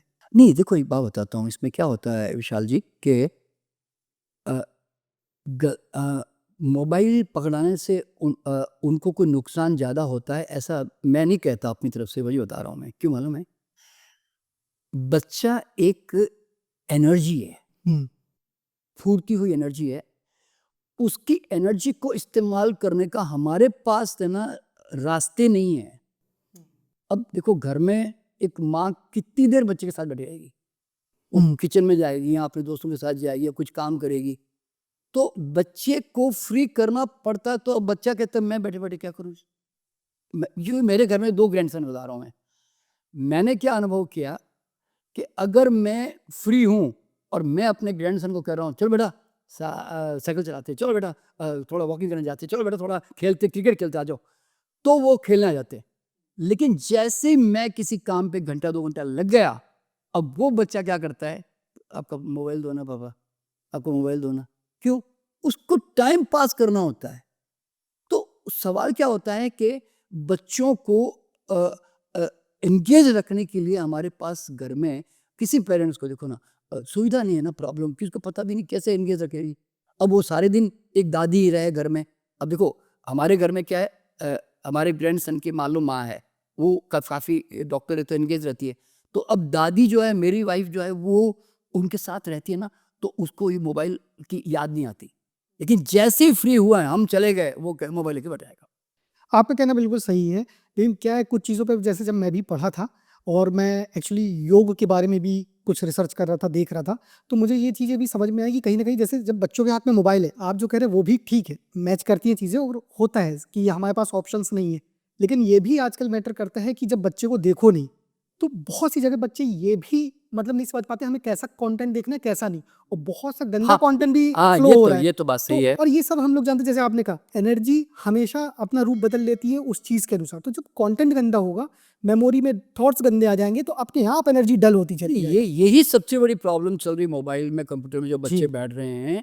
सबसे बड़ी माँ बाप की चिंता यही है कि वो कंटेंट क्या देख रहा कंटेंट क्या है। इसमें कोई शक नहीं है कि इस तरह की चीज़ों से मोबाइल से बहुत बड़ा नुकसान अनजाने में, क्योंकि वो फेसबुक भी जाते हैं, इंस्टाग्राम भी जाते हैं, और कई बार वो अटरम सटरम चीज़ें भी देख रहे होते हैं। देखिए और उनको गाइड करने वाला मतलब मैक्सिमम जगह गाइड करने वाला व्यक्ति नहीं है कि क्या बेटा अच्छा है, क्या बुरा है, क्या देखना है, क्या नहीं अरे देखना। मेरा खुद का ग्रैंडसन जो है वो कई बार वो कार्टून वो देख रहा होता है बच्चों के भी उसमें, तो वो कहता है मुझे ये डोनट खाना है जी, मुझे केक ये वाला केक खाना है मुझे। तो अब बैठे बैठाए उसके दिमाग में वो भूत आने चढ़ जाता है। तो डेफिनेटली एक अननेसेसरी स्टिमुलेंट्स जो बोलते हैं ना वो बच्चों को मिलने लगता है। तो ये तो बेशक नहीं है कि लेकिन अभी माँ बाप के सामने बहुत बड़ी समस्या आ रही है हाँ, ये है कि कि समस्या का बच्चों समाधान निकालना। समाधान निकालना पड़ेगा। और इसके लिए मुझे क्या लगता है, देखो मैं इसका ऐसा मानता हूँ कि इंटरेस्टिंग, देखिए मैं ऐसा देखो मैं क्या सोचता हूँ ना, मैं बच्चा क्यों वो चीज़ें देखता है, क्योंकि जो छोटा बच्चा होता है ना वो हर नई चीज़ को जानने का नया नया प्रयास करता है। हम्म, तो मेरा मानना क्या है कि इस तरह के कुछ चीज़ें डेवलप हो जानी चाहिए जो, देखिए बच्चा अगर 100 की स्पीड से भाग रहा है ना, तो मैं समझता हूँ कि हमारी जो सभ्यता है ना वो 20 की स्पीड से भाग रही है। वो तुरंत एजुकेशन में वो चीज़ें डेवलप नहीं कर पा रही, फट फट फट फट जितनी स्पीड से बच्चे भाग रहे हैं ना, तो जिससे उनको एंगेज किया जा सके उस स्पोर्ट्स में या गेम्स में। जी। इवन गेम भी अच्छे होते हैं क्योंकि गेम में उसका माइंड डेवलप होता है, बिल्कुल। मान लो। तो ऐसी चीज़ें ना हम फटाफट डेवलप नहीं कर पा रहे हैं। आप देखो एग्जाम्पल, आज बच्चे अब अभी भी अगर आज इतने 75 साल के बाद में आज भी अगर हम वही पुराने ढंग से स्कूल जा रहे हैं, किताबें हाथ में रख रहे हैं, अब वो लेके बैठे हुए हैं, तो भाई वो ज़माना ख़त्म हो गया भाई। वो अब तो तो खत्म है। अब तो मैं अब ऐसा पैड लेकर बैठ के फटाफट उसमें सब स्टोर कर सकता हूँ, फाइलें बना सकता हूँ। भाई वो ज़माना आ गया, अब तो मुझे सब कुछ ऑडियो विजुअल वीडियो विजुअल सब होने चाहिए मेरे सामने। और तो मतलब क्या है कि हमारी जो एजुकेशनल जो स्पीड है ना वो है 10-20% और बच्चा 100 की स्पीड से भागे जा रहा है। आगे जा ये डिफरेंस से ये कारण, चीज है कि एक बहुत बड़ा गैप है जहाँ पे वर्क करने की जरूरत हाँ, है। जिसपे अभी हाँ। हम लोग वर्क नहीं कर पा रहे हैं, मतलब हम उसको बोलते हैं ना मैच नहीं कर पा रहे हैं उनकी स्पीड को। इस अच्छा, जैसे आपने ऑरा के बारे में बताया कि व्यक्ति मतलब जिसका कम ऑरा होता है वो ज़्यादा वाले ऑरा को मतलब खींचने लगता है और उसका कम कर देता है। तो एक चीज़ बताइए, जैसे कि किसी लड़के को कोई लड़की पसंद है या किसी लड़की को कोई लड़का पसंद है, वो एक दूसरे के प्रति अट्रैक्ट हो रहे हैं, तो ये क्या ऑरा भी इस पे कुछ रोल प्ले करता है क्या? और क्या हमारी मिस मैचिंग जिसे हम कंपेटिबिलिटी कहते हैं, तो अगर कोई भी एक व्यक्ति ऐसे खराब ऑरा का हो गया तो फिर तो दोनों के लिए। देखिए क्या होता है इसमें विशाल जी के 2 बातें होती है। पहला तो एक तो होता है कि पास्ट लाइफ अट्रैक्शन, मैं उसको कहता हूँ कि अच्छा। आपने इतनी सारी लड़कियां लड़के देखे लेकिन आपको कभी किसी पर वो कभी दिमाग आया भी नहीं, और सडनली आपको लगता है, पता नहीं ऐसा लगता है, अपनापन सा लगता है, ये जैसे मैं इसको जानता हूँ या मैं इसको कहीं देखा, ऐसा फील आ रहा है मुझे, ऐसा होता है ना, या मैं इसके साथ बातचीत करूँ, वो तो है नेचुरल पास्ट लाइफ अट्रैक्शन, ऐसे जो होते हैं। पर अ, अधिकतर जो मैं लोगों का अट्रैक्शन में जो जानता हूँ ना आज के युवाओं का, जैसे वो है वासनात्मक, मैक्सिमम। हम्म। क्यों मालूम है? क्योंकि लड़कियां तो तुम्हारे वहाँ पे 50 तरह की लड़कियां हैं, लेकिन उसमें 25 थोड़ी सो ब्यूटीफुल है और बाकी थोड़ी ब्यूटीफुल है, थोड़ी गोरी है, थोड़ी अच्छी दिख रही। तो आपके दिमाग में है ना वो एक आउटर लुक का ज़्यादा प्रभाव है माइंड में आपके, समझे ना? तो वासनात्मक ज़्यादा होता है। रियल लव, देखिए लव अफेयर फेल क्यों होते हैं? क्योंकि वासना समाप्त हो गई, वो जो पर्पस था वो पूरा हो गया, तो अब उसके साथ वो विचार मैच नहीं कर रहे हैं मेरे, अब मुझे उसकी जरूरत नहीं रह गई, तो इसीलिए तो वो फेल हो जाते हैं लव देरी के बाद जाकर। तो रियल लव जो होते हैं ना कि जिसमें बोलते हैं ना कि जिसमें फिजिकल अट्रैक्शन पे लिमिटेशन है, और मैं उसको रियली उसके स्वभाव, उसके गुण, उसके क्वालिटी कारण मैं उसको प्यार करता हूँ, मान लीजिए। तो ऐसे कई लड़कियां होती जो थोड़ी सांवली भी होती है, जिनकी चेहरा उतना सुंदर भी नहीं होता, लेकिन कई लोग उससे प्यार करना पसंद भी करते हैं। तो क्यों? वो फिर रियल लव है। क्यों? वहाँ पे वो फिजिकल चीज़ों को नहीं देख रहा है। इसलिए ऐसे आपने कई देखे होंगे कि कई संबंध कि जिसमें उसकी आदमी बड़ा सुंदर है लेकिन उसकी वाइफ थोड़ी उतनी सुंदर नहीं है। तो आप कारण क्या है? क्योंकि उसने गुण देखकर शादी की, उसने उसकी क्वालिटी देखकर शादी की, इसलिए वो रेस्पेक्ट भी रखेगा। उसने उसको वासनात्मक दृष्टि से नहीं लेकर आया अपने साथ, ये फ़र्क पड़ता है। अच्छा सर, और आपने थोड़ी देर पहले एक बात कही थी कि ऑरा पे कई लोगों की नज़र लग जाती है हाँ, या तंत्र मंत्र जादू टोना, तो ये सब चीज़ होती हैं और कैसे वर्क करती हैं? देखिए अ, नज़र लगना जो है ना, हम्म। ये अ, हर व्यक्ति घरों में, हर घर में आदमी जानता है, और भारत के घर में तो हर व्यक्ति जानता है कि नज़र लगती है। क्यों मालूम है? आप अच्छे खासे शादी में गए थे, एक अच्छा ड्रेस पहन के, और घर आए और आप बीमार पड़ गए, आपको सर दर्द हो गया तुरंत। एक बच्चा अभी अभी अच्छी तरह से दूध पी रहा था, अचानक उसने दूध पीना बंद कर दिया। समझे ना? अचानक आपके पेट में कोई दर्द ऐसा उठा कि जो समझ में नहीं आया कि ऐसा कुछ खाया भी नहीं, कुछ पिया नहीं, दर्द कैसे आ गया मेरे पेट में, ऐसा होता है। तो तो अ, तो ये नज़र लगना जो है ना, ये देखिए कोई पर्पसफुली नज़र नहीं लगाता, पर एनर्जी साइंस का एक नियम है कि अगर आप किसी चीज़ को घूर कर देखते हैं तो ऑरा में एक प्रकार से छेद कर देते हैं, या समझो उसके अंदर एंटर कर जाते हैं आप, ओके। क्योंकि घूर के देखने से ऑरा पे एक प्रभाव पड़ता है। तो देखिए, ऑरा लीकेज कहते हैं इसको, ऑरा के साइंस में इसको कहते हैं ऑरा लीकेज। अच्छा। हाँ, उसमें एनर्जी है ना लॉस होने लगती है, तो उसको हेडेक होने लगता है, उसको भारीपन लगता है। लेकिन फिर आपने एक बात नोट की होगी कि जैसे ही वो घर आती है, फिर घर वाले लोग जो थोड़े गांव वाले टाइप के लोग हैं, वो तो क्या करेंगे, अरे इसको नज़र लगी लगता है, अरे इसको तो नमक वो लेके आ, जरा मिर्ची लेके आ, वो लेके आ। फिर वो ऐसे ऐसे करके वो सरसों के तेल में वो बत्ती भिगो के लाओ, इसके ऊपर से यूं यूं एक भगवान का नाम लेके ऐसे ऐसे 8-10 बार निकालेंगे और जाके वो जलाएंगे। तो अगर जलाते होगा तो अगर उसमें आवाज़ आ रही है कि नहीं आ रही है, उससे वो अंदाज़ा लगाते हैं कि भाई इसके ऊपर नज़र लगी थी, नहीं लगी थी, ऐसे। तो इसी तरह तो या वो नमक को जाके किसी में जला देते हैं, मिर्च किसी को में। हाँ, मिर्च को जलाते हैं, तो वो मिर्च मतलब उसकी वो दुर्गंध आई कि नहीं आई, ऐसे कई। तो इस तरह की चीज़ों से जो है, तो ये तो डेफिनेटली नज़र लगती है। कारण क्या होता है कि आपने देखा होगा कि हमारे यहाँ मोर पंख का इस्तेमाल होता है, तो लोग तो उसको समझते हैं कि ये तो क्या बोलते हैं, ये तो बाबागिरी है, तो तंत्र विद्या है, मतलब ये क्या चांद जादू टोना टोटका वोटका है। नहीं, कहीं न कहीं ह्यूमन बीइंग जो है ना, चाहे वो आदिवासी किसी, उसको एक नेचुरल इस बात के बारे में जानकारी थी कि कुछ तो इसके ऑरा में आया है और ऑरा में से निकालना है। इसीलिए ये टोटके हर धर्म में निकले हुए हैं कि जिससे ऑरा साफ करते हैं इसको। और वैसे ये ऑरा क्लीनिंग हम सिखाते ही हैं। क्यों? ऑरा में तो हर चीज़ आती है, और तो कोई आती नहीं है। तो पुराने ज़माने में लोग क्या करते थे, मोर का पंख इस्तेमाल करके, वो क्योंकि मोर का पंख बहुत मैग्नेटिक होता है, तो उसके कारण वो क्या करता है, ऑरा में से ऐसे वैक्यूम क्लीनर की तरह ना ऐसे सक कर लेता है। तो इसके कारण जो है ना, वो तुरंत उसको आराम मिलना महसूस होता है। तो प्रैक्टिकली ये चीज़ें हम ये देखते हैं, घरों में देखते हैं, हम अनुभव भी करते हैं कि ऑरा साफ करते ही उसके अंदर चेंज आ गया। तो इसके कारण जो है नज़र तो डेफिनेटली लगती है। तभी तो आपने देखा होगा इंडिया के अंदर हर कार के पीछे, हर घर के अंदर बुरी नज़र वाले तेरा मुंह काला हर एक के अंदर लगा रहता है। फिर वो टर्की वाले जो है, जो तुर्की वाले हैं, वो लोग बेचते रहते हैं नज़र बट्टू। हाँ, नज़र बट्टू। और घर के बाहर लोग घोड़े की नाल लगाते हैं, वो सब नींबू मिर्ची लटकाते हैं। तो एक्चुअली क्या है ये सब, इस एक गलत नहीं है। सवाल क्या होता है कि लोग कोई गलत दृष्टि से जानबूझ करके नहीं देखते, पर वो कोई चीज़ अजीब सी लगती है तो वो घूर लेते हैं, और घूरने से एनर्जी में डिस्टर्बेंस हो जाता है। अब देखिए, एक बच्चा दूध पी रहा था, पूरी बॉटल पी गया, तो वो सामने वाली औरत देखी होती है, हाँ पूरा दूध पी गया। उस दिन के बाद से बच्चे का दूध पीना बंद। ये जनरली ऐसा देखने में आता है। इसीलिए कहा जाता है कि बच्चे माँओं को जब दूध पिलाती है ना, तो वो ऐसे कपड़ा ढक के उसको कोने में ऐसे छुपा के पिलाती है। क्यों मालूम है? ताकि लोग नज़र न लगाएं। और वैसे भी देखिए, इवन हमारे भारत में कहावत बड़ी सुंदर होती है कि भजन भोजन सब एकांत में होने चाहिए।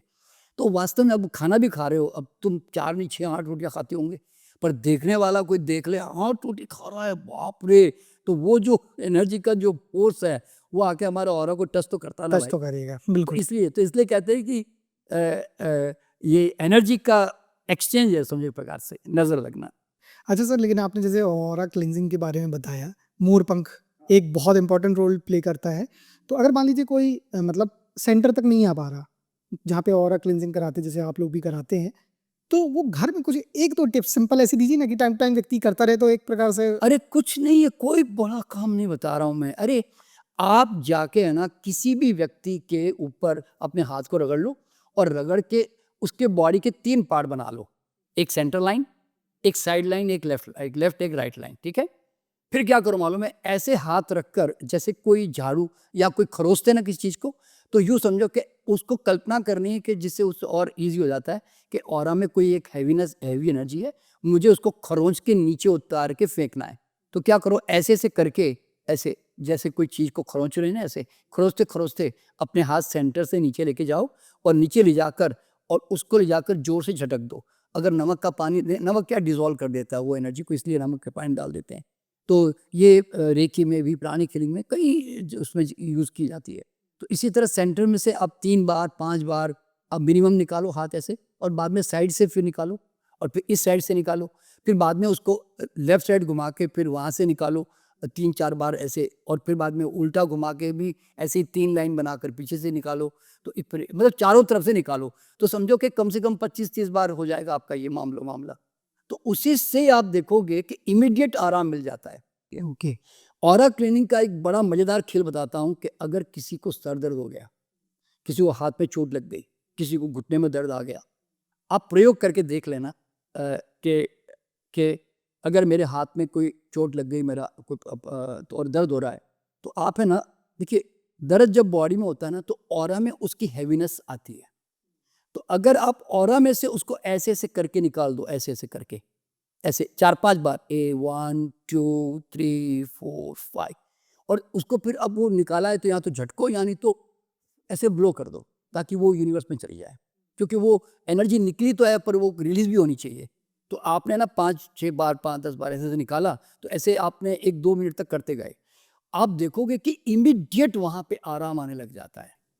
और भली वो कोई हीलिंग जानता ही नहीं जानता है। अगर सर दर्द हो रहा है तो उसने ऐसे ऐसे करके अपना सर से ऐसे ऐसे, उसने ऐसे ऐसे करके 4-5 बार निकाला, ब्लो कर दिया ऐसे। तो अगर कान में दर्द हो रहा था कान से किया, या दांत में दर्द हो रहा था दांत से किया, कंधे में हो रहा था कंधे से किया, या घुटने से हो रहा था दोनों तरफ ऐसे, क्योंकि एक इस तरफ एक के ऊपर नहीं आना चाहिए। जैसे मान लो इस आंख का मुझे दर्द निकालना है, तो मुझे ऐसे करके नहीं लाना है, क्योंकि ताकि इस आंख पे आ जाएगा, तो इसलिए इसका इस तरफ, इसका इस तरफ। तो घुटने में भी ऐसा ही है कि ऐसे बाहर की तरफ निकाल निकाल के फेंकते रहना चाहिए। तो आप जैसे ही ऑरा क्लीन करोगे ना, तो आप देखोगे कि इमीडिएट इंस्टेंट उसको आराम मिल रहा होता है। बाद में वो हो सकता है तकलीफ गहरी है तो वापस भी आ सकती है, तो दोबारा फिर क्लीन कर दो इस तरह से। तो ऑरा क्लीनिंग जो है ना, फुल बॉडी की प्रॉब्लम है तो फुल बॉडी की क्लीन कर दो, और अगर लोकल है तो लोकल की क्लीन कर दो, इस तरह से। तो ये बहुत ही इफेक्टिव ट्रीटमेंट है। हाँ। अच्छा, आपने जो अभी एक एग्जांपल भी दिया था ना पॉडकास्ट के शुरू में, कि वो जो हस्बैंड वाइफ आए थे पीएलआर में, वो एक्चुअली मेरे को उस पर कुछ चीज़ें पूछती थी, लेकिन इतना अच्छा टॉपिक चल रहा था ऑरा का, तो मैं डिस्ट्रैक्ट नहीं करना चाह रहा था। मैं अब ये उसमें पूछना चाहूँगा आपसे कि आपने जैसे कहा कि उनके फादर मतलब लापता हो गए थे और आपने उन दोनों को ले गए, पीएलआर किए और पता चल गया। तो मतलब व्यक्ति कहीं ना कहीं जर्नी पास्ट में जाके किया, और आपने पिछले बार जब आपके साथ पॉडकास्ट हुआ था तो आपने ये भी बताया कि लोगों ने फ्यूचर भी देखा है आगे 4-5-10 साल जाके। हाँ। तो ये एक प्रकार से चेतना तो ठीक है कि चेतना को हम कनेक्ट कर रहे हैं, लेकिन क्या इसे टाइम ट्रेवल भी कह सकते क्या? टाइम ट्रैवल, देखिए क्या होता है, ये जितने भी जो पास्ट और फ्यूचर जो वर्ड है ना, प्रेजेंट वर्ड, ये सिर्फ एक फिजिकल बॉडी के लिए है, यूनिवर्स में नहीं है ना। यूनिवर्स में तो टाइमलेसनेस, टाइम स्पेस गैप सब खत्म है ना। तो एवरीथिंग इज हियर, चाहे हजारों साल इधर के हजारों साल इधर, एवरीथिंग इज हियर ओनली। इसीलिए क्या होता है कि अब देखिए ना, जब हम पास्ट लाइफ में लेके जाते हैं, हम जैसे ही उनको ये कमेंट मतलब सजेशन देते हैं कि गो टू 21-25, यानी कि 100 ईयर्स आफ्टर, आप हैरान हो जाएंगे। जैसे मैं कहता हूँ 21-25 में जाकर देखो भी तुम कैसे हो, कहाँ खड़े हो, क्या कैसे नजर आ रहे हो, तो वो तुरंत बोलना शुरू कर देता है, साहब मैं मेल कैरेक्टर हूँ, मैंने ये कपड़े पहने हैं, मेरी ये उम्र है। तो कैसे चला गया, इतना जल्दी कैसे चला गया? तो ऊपर चूंकि टाइम स्पेस गैप नहीं है, the moment you do intention you are already there. अगर मान लो मैं कहूँ कि पास्ट लाइफ में गो टू महाभारत काल, इस समय जाओ जब कृष्ण उपदेश दे रहे हैं अर्जुन को, मान लो मैं यूँ ऐसे गाइड करूँ, और उसने माइंड में ये थॉट क्रिएट किया कि मुझे कृष्ण के टाइम पे जाना है। जैसे उसने वो वाइब्रेशन, वो फ्रीक्वेंसी क्रिएट की, एग्जैक्टली आकाशिक रिकॉर्ड में वो एग्जैक्टली उसके साथ ही जुड़ जाएगा सीधा, और वहाँ की जो डिस्क्रिप्शन है, जितनी डिटेलिंग है, वो पूरी बताने लग जाएगा। ओके। इस तरह से। तो इसलिए हमारी जो चेतना है ना, वो किसी भी टाइम पीरियड में हज़ारों क्या लाखों साल तक भी जा सकती है। पर ये रिसर्च वर्क है कि भई कोई आदमी इसके ऊपर इतना काम करके पता करे कि किस हद तक जा सकते हैं, कहाँ तक जा सकते हैं, कितने डायमेंशंस में जा सकते हैं। क्योंकि जनरली 10-11 डायमेंशन तो लोग बताते ही हैं। तो हर एक डायमेंशन यानी कि ब्लैक होल कितने हैं, कितने ग्रह है, एलियंस है कि नहीं है, इस तरह से। तो एलियंस के बारे में मुझे कई मेरे मास्टर्स स्टूडेंट जो बन चुके हैं थेरापिस्ट, उन्होंने भी बताया कि सर हमने एलियंस को देखा है अपने पास्ट लाइफ में ऐसे। तो मतलब आगे फ्यूचर में जाकर ऐसे। तो कहीं ना कहीं मतलब ये सारी चीज़ें जो है ना टाइम ट्रैवल करके हम लोग देख सकते हैं। अच्छा, लेकिन जैसे इसमें आप हेल्प करते हैं किसी को भी ले जाने के लिए, लेकिन जैसे आपने कहा आपके स्टूडेंट्स मास्टर हो गए हैं एक प्रकार से, तो जब कोई मास्टरी इसमें हासिल कर लेता है कि ट्रैवल कर सके, मतलब अपनी चेतना को फॉरवर्ड और बैकवर्ड ले जा सके, तो अगर कोई सिंगल खुद बैठ के जाता है, पीएलआर करता है, तो खुद वापस आ सकता है कि एक व्यक्ति की ज़रूरत होगी? नहीं, ज़रूरत होती है। देखो क्या होता है, देखिए अगर मान लो कोई आदमी पर्सनल लेवल, देखो पर्सनल लेवल पे ज़्यादा अच्छी तरह जा क्यों नहीं सकता मालूम है? क्योंकि उसका कॉन्शियसनेस उसको मेंटेन करना पड़ता है। फिर क्यों? वो जब तक इच्छा ही नहीं करेगा कहाँ जाना है, किधर जाना है, क्या देखना है, तो उसका कॉन्शियस माइंड को एक्टिव रखना पड़ता है ना फिर। अच्छा, यहाँ पे क्या होता है, वो अगर थोड़ा अगर मान लो तुम थोड़ी हल्की नींद में चले गए और मैं अगर तुमसे पूछूं आकर कि विशाल जी चाबी कहाँ रखी है, तो आप नींद में बोलोगे ना भैया वो लेफ्ट ड्रायर में रखी है, ऐसे ऐसे बोलोगे ना हल्की हल्की आवाज़ में भी। तो इसका मतलब क्या है, somebody must be there to ask you. तो फिर वो इजीली ट्रैवल कर सकता है। मतलब एक ड्राइवर चाहिए, मतलब यूँ समझ लो पास्ट लाइफ में सेल्फ जाने के लिए। पर कई लोग मेडिटेशन करते हुए कई बार ट्रांस स्टेट में पास्ट लाइफ में अपने आप बोलते हैं रैंडमली भी यात्रा करके आ जाते हैं लोग, ऐसे होता भी ऐसा कई बार। पर मेरा सुझाव तो ये है कि always have a master to guide you properly, ताकि वो सिस्टमेटिकली लेके जा सके, सिस्टमेटिकली लेके आ सके। पर ऐसा नहीं है कि मास्टर लेके नहीं गया तो वो वापस नहीं आता। लोग जाते ही हैं मेडिटेशन में और फिर थोड़ी देर के बाद में जब वो बंद हो जाता है दिखना, उसके बाद धीरे धीरे कोई आवाज़ आई या कोई टाइम हो गया तो वो अपने आप वो उड़ जाते हैं। ऐसा कोई कोई साइड इफेक्ट नहीं है इसमें कि वापस नहीं आएगा या नहीं आएगा, ऐसा कुछ नहीं है इसमें।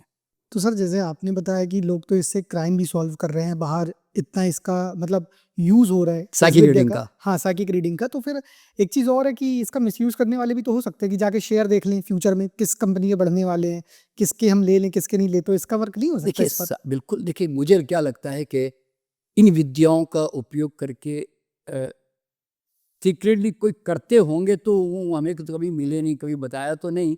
पर मुझे लगता है कि ऐसी विद्याएं एग्जिस्ट कर रही है तो कहीं ना कहीं जरूर इस्तेमाल कर रहे होंगे चुपचाप बैठ के, और खेल भी रहे होंगे, मुझे ऐसा लगता है। बता नहीं रहे। पता नहीं, सही है। मतलब ये सारी चीज़ें एग्ज़िस्ट करती हैं, हाँ। इसको आप उपयोग कैसे करते हो मैटर ये करता अब है। नेचुरल बात है, देखो ना, अब ये तो जो बिजनेसमैन होगा वो अपने बिजनेस के लिए उपयोग कर रहा होगा, क्या मालूम। और ऐसे देखो आपने देखा होगा जैसे राजा महाराजे पहले अपने पास में राजवेद्य ने मतलब तरह तरह के नवरत्न रखते थे ना। तो मुझे लगता है ये भी एक वन ऑफ द रत्न है, साइकिक भी। तो ऐसे साइकिक को पूछते भी होंगे, और देखना भाई ये आगे मैं जो डिसीजन लेने जा रहा हूँ इसका क्या रिजल्ट आ रहा है। तो वो ऐसे बता भी सकते थे कि महाराज हमें तो ऐसा इंट्यूशन आ रहा है, आप इसको मत कीजिए, इसमें नुकसान होने की संभावना है, ऐसे। तो ये तो कई जगह पे आपने देखा होगा कि इस तरह की गाइडेंस लोग ले रहे होते हैं। भारत के अंदर भी है ना, अपने अपने कोई गुरु होते हैं, कोई मतलब अलग अलग उनके होते हैं आचार्य वगैरह, जिनसे ये इस तरह की राय लेते रहते हैं लोग। आपने मेडिटेशन की बात की थी, हेल्प करता है मेडिटेशन इस चीज़ पे? नहीं, देखिए मेडिटेशन का रोल अलग है। एक्चुअल में क्या होता है कि साइकिक जो पावर्स होते हैं ना, जो सेंसिटिविटी है, ये एक क्वालिटी है आपकी। जैसे मैं आँख से देखता हूँ, नाक से देखता हूँ, मैं नालायक हूँ तो भी देखता हूँ, अच्छा हूँ तो भी देखता हूँ। तो इसलिए इसमें साइकिक लोग जो है गलत भी हो सकते हैं, वो गुस्से वाले भी हो सकते हैं, वो अहंकारी भी हो सकते हैं, वो एरोगेंट भी हो सकते हैं। लेकिन मेडिटेशन बिल्कुल एक अलग चीज़ है। मेडिटेशन के नाम पर भले ही लोग मेडिटेशन करते होंगे। देखिए जनरली पहले के ज़माने में क्या होता था, इस तरह की शक्तियाँ जगाने के लिए मंत्र जाप करते थे, क्योंकि मंत्र ये sound activate our cells and nervous system everything, है ना। तो उसके कारण पहले के ज़माने में शब्द का इस्तेमाल करके इन शक्तियों को जागरण करते थे पहले। और और या फिर नेचुरली हमारे कोई स्पिरिचुअल प्रैक्टिस करते हैं, जैसे रेकी प्रैक्टिस करते हैं, तो उससे हमारी जागने लग जाती है। तो इस तरह की चीज़ों से जागृत तो होती है, पर इनका आध्यात्मिकता से कोई लेन देन नहीं है। अगर कोई आपको कोई गुरु इंट्यूटिवली गाइड कर रहा है, आपको सब बता रहा है, आपको तो ये सब कोई स्पिरिचुअल लोग ऐसा मत मान लेना, क्योंकि पावर की कामना ही स्पिरिचुअलिटी से दूर लेके जाती है, क्योंकि स्पिरिचुअलिटी पावर से मुक्त होने की कामना है, और साइकिक पावर को प्राप्त करने की कामना स्पिरिचुअलिटी से और थोड़ा दूर करती है। तो इसलिए स्पिरिचुअलिटी इज ए जागने की कला है, मतलब मेडिटेशन जागने की, साक्षी भाव में आने की कला है। तो वो एक अलग चीज़ है, यूँ समझ लो। ये तो एक प्रकार से कोई आदमी सेल्फ रियलाइजेशन करना चाहता है, अल्टीमेट ट्रूथ, अल्टीमेट रियलिटी दुनिया की जानना चाहता है। तो साइकिक जो पावर है ना, हर एक मेडिटेटर के रास्ते में एक ढाबे की तरह आती है, पर वहाँ पे अगर वो अटक गया तो फिर उसकी जर्नी बंद हो जाती है। तो ढाबे को क्रॉस करके निकल जाना पड़ता है, क्योंकि वो अट्रैक्ट करता है ना, क्योंकि आप लोगों को गाइड कर सकते हो, आपको बता सकते हो, और आप ऐसे अपनी वैल्यू बना सकते हो, पैसा कमा सकते हो, नेम कमा सकते हो। तो आप फिर स्टक हो गए वापस, आप तो इनसे मुक्त होने के लिए जा रहे थे। तो इसीलिए ध्यान जो है ना, वो इसका समझो और आगे का स्टेप है फिर। तो ये जितनी भी पराविद्याएं हैं, आप इनकी रीडिंग साइंटिफिक तौर से करते हैं, क्योंकि आप चीज़ों को समझना चाहते हैं। हाँ। तो एक चीज़ और पूछना चाहूँगा कि भगवान और ईश्वर पे आप बिलीव करते हैं या सब कुछ साइंस है ये समझते हैं? देखो क्या होता है मालूम है कि आदमी की सबसे बड़ी जो अ, खोज है ना, हम्म, कि he created God, hmm, man created God. अच्छा, कि हर आदमी को ये समझना जरूरी है कि ईश्वर जो वर्ड है, ये ऐश्वर्य का नाम है ना भाई, कोई व्यक्ति का नाम तो है नहीं। हम्म, भगवत्ता भगवान का नाम, जो आप भगवान जो कहते हैं भगवत्ता का नाम है ना, ये जो पंचतत्व चारों तरफ बिखरे हैं। आज आप डिविनिटी कहते हो तो डिवाइन सारा दिव्यता चारों तरफ फैली हुई है। तो जिस दिन तुम उसको व्यक्तित्व के रूप में लाते हो ना, वो तुम्हारी गलती नहीं है, वो तुम्हारी मानसिक नीड या कमजोरी कह सकते हैं उसको। क्यों? तुम कहते हो यार भगवान कहीं है तो कुछ तो, कैसा कुछ तो होगा, कैसे भी होगा तो सही। तो he want to see in the shape, hmm, इसलिए वो एक एंटिटी क्रिएट करता है। अब देखो ना, इंडियन आदमी इंडियन गॉड के हिसाब से बनाएगा, धोती पहनाएगा, मुकुट पहनाएगा ना, उसके इंडियन हिसाब से। चाइनीज क्या करेगा? उसका गॉड तो लंबी नाक वाला होगा नहीं, उसकी आईब्रोज अलग टाइप की होगी। अफ्रीकन एक काला गॉड बनाएगा। तो इसी तरह अब 84 लाख योनियां हैं, तो हर एक आदमी अपना हर एक चीज तो अपने अपने भगवान अपने ढंग से बनाएगा ना। तो ये जो ना आपका अजम्पशन है कि भाई शायद मेरा गॉड ऐसा है, पर मेरे अनुभव में ये मानना है होता है कि God is an experience. God is एक स्वाद है जीवन का, वो अनुभव है। उसको वो खोजने की वस्तु नहीं है, वो अनुभव करने की वस्तु है। अब जैसे एग्जांपल दे रहा हूं, आप मुझे पानी पिला रहे हैं, अब मैं पानी पी रहा हूं, ये ठंडक कौन है भाई? यही तो ईश्वर है। ईश्वर का स्वरूप क्या होता है इससे हटकर? आपने मुझे अभी एप्पल खिलाई, तो एप्पल में वो स्वाद किसका था? वही तो ईश्वर है भाई। वो जो उसमें सुंदरता, जो एक लाल कलर नजर आ रहा है, जो उसमें स्वाद आ रहा है, वही तो ईश्वर है ना। आज मेरी श्वास चले जा रही है मेरे अंदर, मैं आंखों से देख रहा हूँ, मेरे कान सुन रहे हैं, यही तो ईश्वरत्व है। यानी कि मेरा मानना क्या मालूम है कि आप जिस दिन आप ऐसा मान के चलोगे ना कि ईश्वर कहीं अलग है, मैं कहीं अलग हूं, तो सबसे पहले आप ईश्वर को काट के अपने से अलग कर देते हो। आप कहते हो तू अलग, मैं अलग, अब मैं तुझे खोजूंगा, अब मैं तेरी प्रार्थना करूंगा, अब मैं तुम्हारा नाम लूंगा, स्तुति करूंगा। तो इसका मतलब यू आर, वो अद्वैत की भावना आ गई, भाई तू अलग है मैं अलग हूँ वो भैया। द्वैत हो गया, सॉरी, द्वैत हो गया, सॉरी। द्वैत हो गया। तो जिस दिन जब तक तुम इस बात को देखो, ये भी गलत है करके नहीं है, ये ह्यूमन नीड है, वीकनेस है, नर्सरी क्लास की नीड है, से बोलते हैं ना खिलौने चाहिए भैया, तो गलत भी नहीं है। तो ठीक है, मजा आ रहा है जब तक। और देखो इसमें क्या होता है, अब ये हर आदमी का लेवल है। आज बुद्ध महावीर जैसे लोग इन चीजों में नहीं उलझेंगे, नानक जैसे लोग इन चीजों में नहीं उलझेंगे। क्यों? क्योंकि वो ऊपर उठ गए, अब एवरेस्ट पे चढ़ गए, छोटी छोटी पहाड़ों में नहीं है। तो ये छोटे छोटे लोग जब तक उस लेवल से उठते नहीं ना, तो उनको ये चाहिए होता है। तो इसलिए ये नर्सरी क्लास की नीड की तरह समझ लो आप, ठीक है। अब देखिए मैं एग्जांपल देता हूँ, मैं सुबह जब घूमने जाता हूँ ना, एक मंदिर मेरे रास्ते में आता है, एक देवी दुर्गा का मंदिर है। तो मैं जब जाता हूँ तो मेरे साथ में जो लोग घूम रहे होते हैं ना, वो सब जाके खड़े होकर हाथ जोड़ रहे होते हैं और उसको प्रार्थना कर रहे होते हैं। मैं जाके उनके साथ मैं भी खड़ा हो जाता हूँ, लेकिन मैं चुपचाप ऐसे ही खड़ा रहता हूँ, मैं कोई कुछ नहीं करता। मैं जाके उनको देखकर क्या कहता हूँ मालूम है? तू इधर, तू इधर। दुर्गा जो प्राण ऊर्जा है, दुर्गा प्राण है, शक्ति है जीवन की। तो मैं बताऊँ तू उधर, तू इधर। अगर तुझको हाथ जोड़ना है तो शर्मा को पैदा करना पड़ेगा, क्योंकि हाथ तो शर्मा जी जोड़ेगा। जब मैं रहा ही नहीं, जब मैं बचा ही नहीं, मैं अपने आप को मानता ही नहीं, तो हाथ जोड़ू कहां से? तो इसीलिए ये सत्य जब मैंने जाना कि ईश्वर, मैं ही स्वयं ईश्वर हूं, मेरे भीतर ईश्वर है, कण कण रोम रोम में हर पल मुझे अभिव्यक्त हो रहा है, मैं किसको हाथ जोड़ूं? मैं तो मतलब अगर हाथ जोड़ना ही है ना, तो फिर एक खाली पत्थर की मूर्ति में क्यों जोड़ते हो भैया? फिर तुम्हारे वो तो पत्थर है, तुम्हारे अंदर जो जीवंत, जो चारों तरफ जो ईश्वर नाच रहा है, नटराज नृत्य कर रहा है, तुम उसके क्यों नहीं हाथ जोड़ते भैया? तुम तो कोई एक पेड़ पौधे को देखकर तुम हाथ तो नहीं जोड़ते, तुम एक जीव जंतु को देख के हाथ नहीं जोड़ते। तुम तो लगता नहीं कि भगवान तो उधर ही है जी, मूर्ति में, मंदिर जाऊंगा तो दिखेगा, बाद में नहीं दिखेगा जी।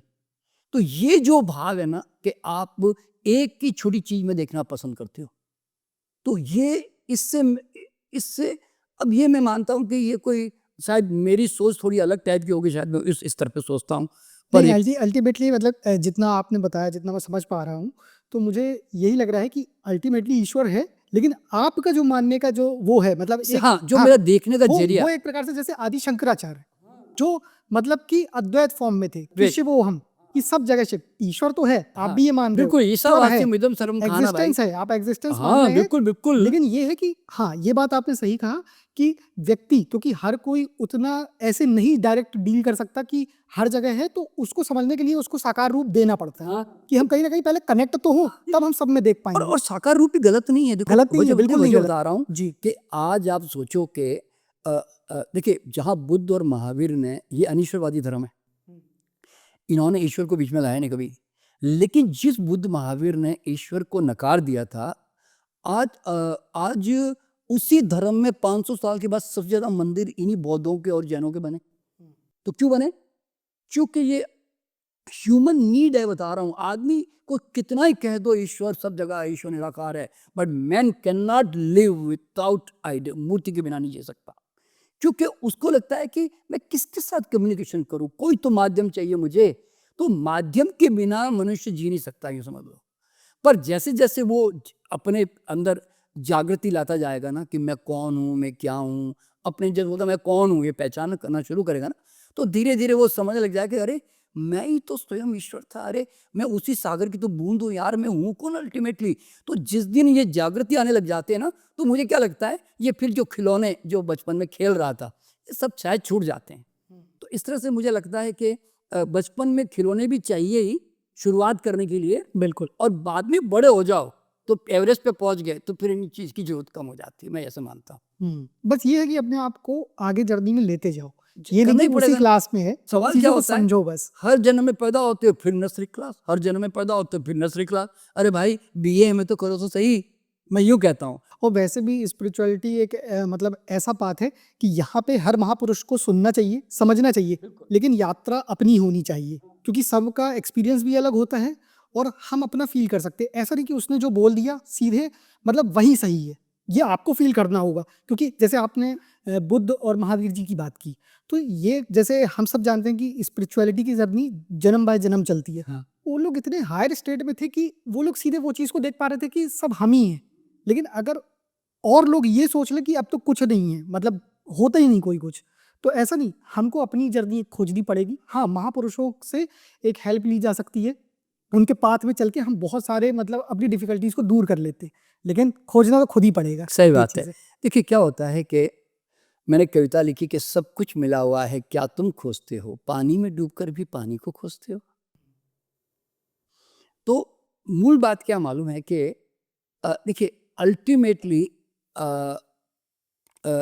मानवता के अंदर ये तो हमेशा रहेगा कि ये कर्म कांड, ये मूर्ति पूजा, ये हवन जप तप यज्ञ, ये सब जो एक एक लेवल के क्लासेस है, यूँ समझ लो कि जहाँ से आदमी गुजरेगा ही, गुजरना ही पड़ता है, और फिर जैसे-जैसे ऊपर उठता जाएगा ना, तो ये चीज़ें छूटती जाएगी, और फिर आप धीरे-धीरे ध्यान, धारणा, समाधि, जैसे पतंजलि ने कहा ना, बस उस स्थिति में आप पहुँचने लग जाओगे। इस तरह से देखिए, एक ज़माने में हम भी छोटे थे तो हम भी भोले-भाले मंदिर में जाकर फूल चढ़ाते, ये करते, सब करते थे ना।